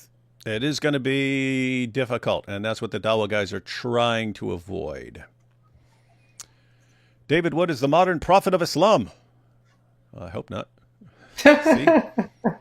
Hijab got her McDonald's as dowry. It really brings new meaning to happy meals, a happy meal, and happy ending. What more could one ask for? Yeah, I am going to make a little video where I actually go up to a McDonald's drive-through window and order a McMutta marriage and see what they say. I imagine Ali as an anthropologic rat with a fez and hijab as a Magilla gorilla. I prefer Grape Ape and Beagly Beagly, if anyone remembers that, but that was a long time ago. That's when I was a little kid. There was Grape Ape and Beagly Beagly. Friendly ex-Muslim crossover. Woo! Yes, these are good times, ladies and gentlemen. Nothing unites people like revolting behavior from Muhammad Hijab. And what's amazing is that after this video, somewhere they'll be like, "Oh, what's going on? A Christian and atheist working together? You see, this proves that they know that Islam is the truth and they hate the truth." Or we just happen to agree that your behavior is revolting. We're all on the same page. We're all on the same page. Everyone, matter of fact, it's not just us. Jews, Hindus, Buddhists, everyone would agree. And lots of Muslims out there would agree that this is just terrible behavior and needs to be exposed. So everyone's on the same page against the Dawah clowns.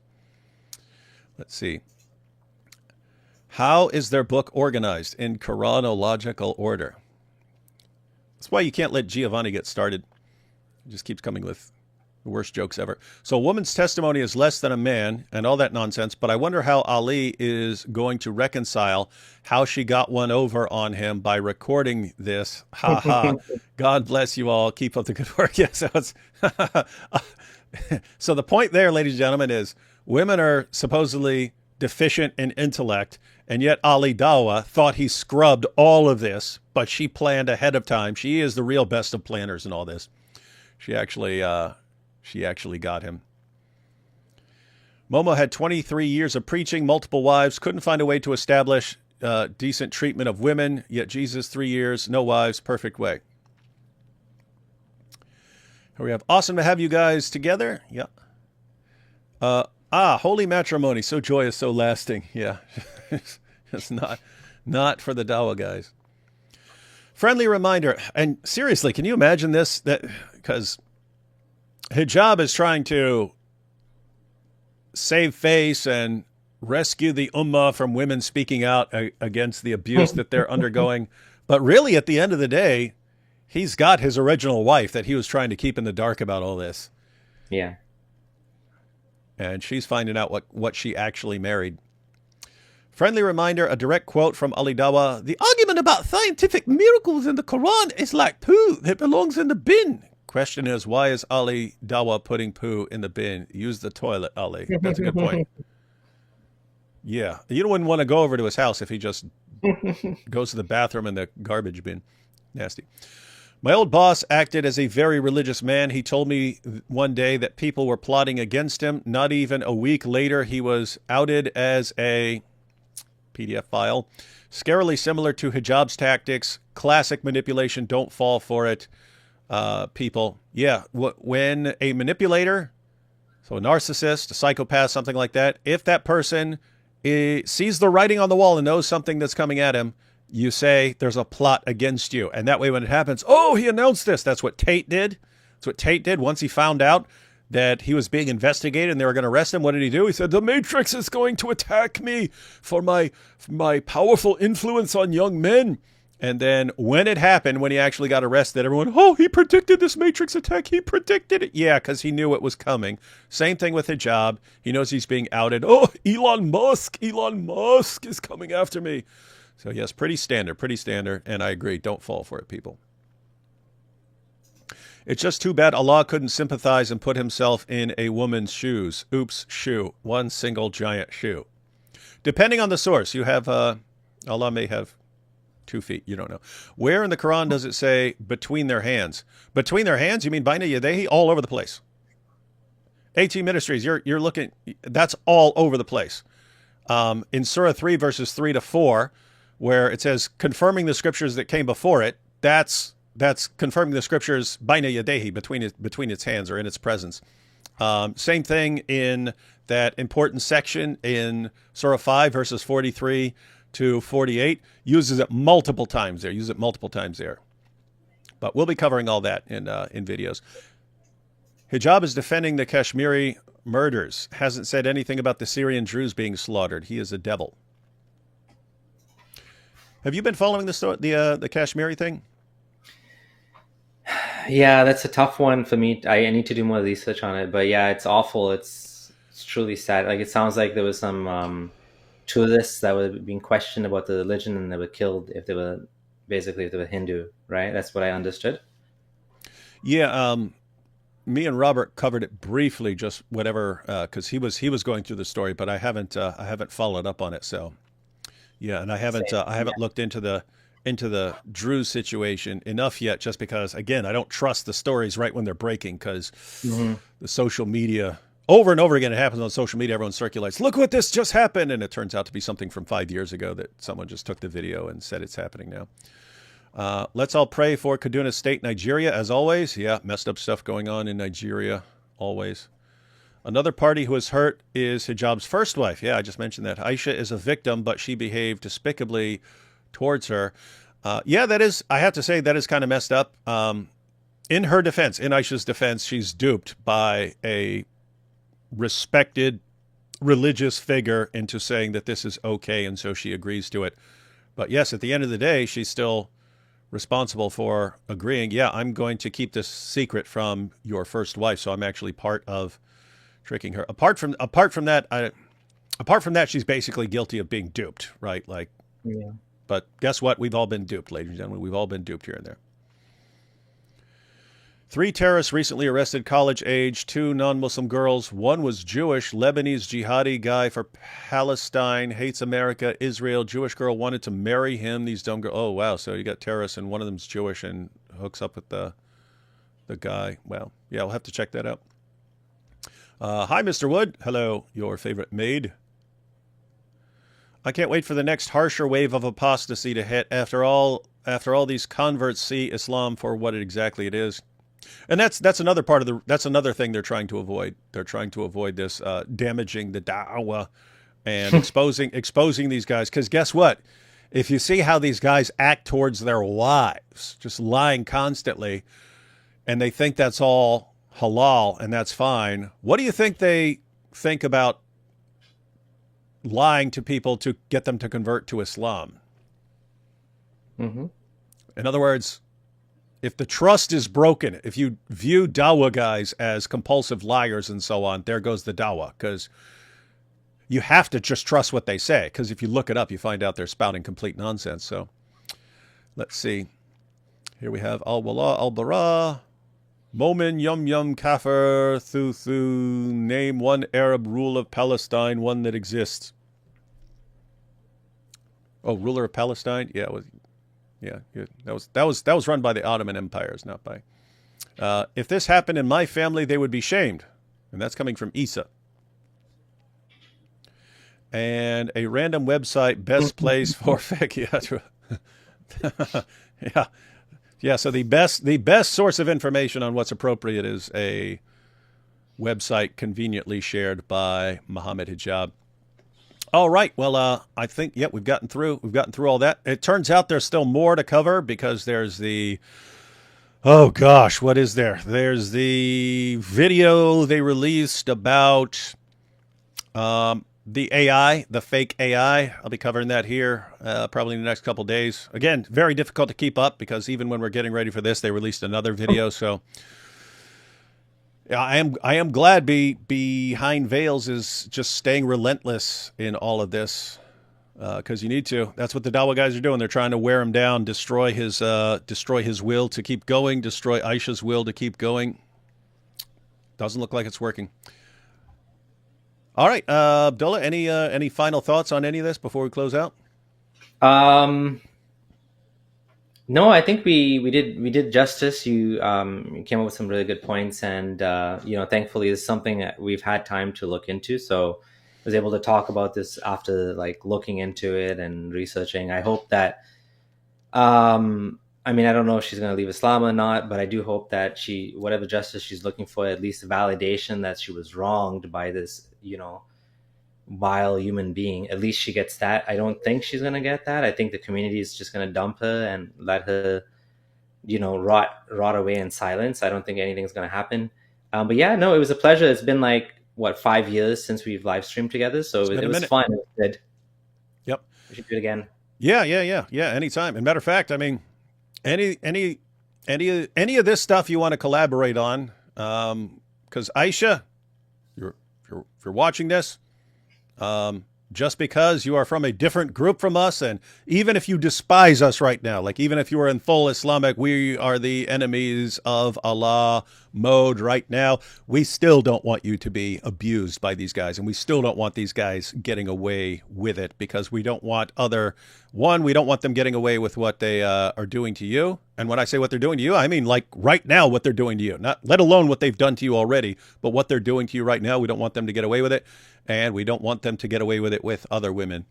So anything we can do, we are glad to help, and we have no problem with you attacking us and throwing us under the bus the entire time. We will still help you any way we can. All right, so guys, just pay attention. Again, the link to Abdullah's channel is in the description. Not sure whether I say channel of Mr.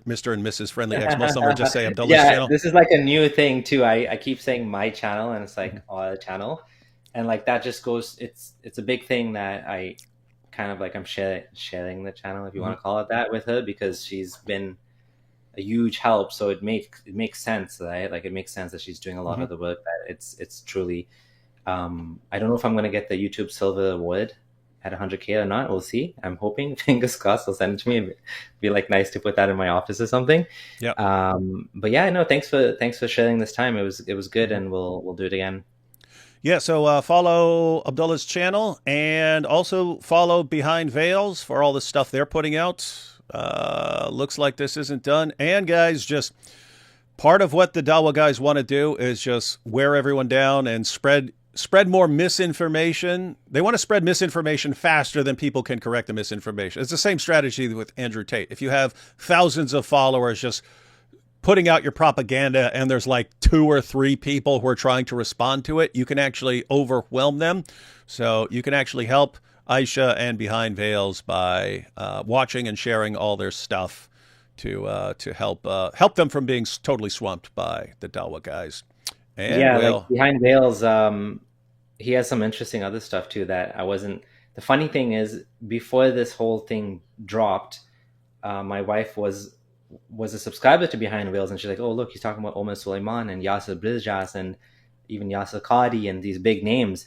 And I'm like, I didn't really have time to like look into that or verify it. And then this thing happened, and now I'm like, I want to see the other stuff too. So there's other things on there that are like pretty juicy too, that, you know, kind of cover-ups in the community that we know for a fact there's been many cover-ups, right? Like Imam Nick Pelletier, we had a video on my channel about that, and also Yaqeen Pellet. These 2 Dawah guys were like blacklisted by the institute. So the Imam Nick one, he exposed child abuse in the mosque in Texas, and they like kicked him out of the mosque. Yasser Qadi knew about it. Omar Suleiman knew about it. Probably Yasser Bijas. And all he did, he's a convert. He's a white Muslim, and he did the right thing. And they protected the criminals. They sent them. I think they sent him back to Pakistan or something. The security guard, and they fired him and they blacklisted him from the community. And he went through this huge turmoil, emotional, spiritual turmoil, the most difficult time of his life, because how they like shunned him for this. So it just goes to show you that you go against the Dawah guys, even if you are a Dawah guy, this is what happens to you. Now, he's not as famous as the other Dawah guys, but like this is the level of like secrecy and cover up that, you know, they're all helping each other, right? So it's unfortunate, but there's a lot more stuff on Behind Veils that I haven't really had a chance to verify. But I do think Salman it's interesting. He's like almost like a lawyer. The way he looks into things and he dissects them forensically, and the screenshot and the date and time, and it's like wow. And really just systematically breaks things down. Very calm, very well spoken. The opposite of like the emotionally enraged Dawah guys. You've been humiliated. We've been exposed, you liar. And he's just, let's look at what they said here. Yeah, and now that we're praising him, he's like, you know, further demonized. You know, you left that comment for him, and now we're both praising him. Like, see, he's one of the enemies. Yep. And I'm totally fine with it. We could be the bad guys and still help here. All right, everyone. We'll catch you all next time, and I'm sure we'll be back with more for the future.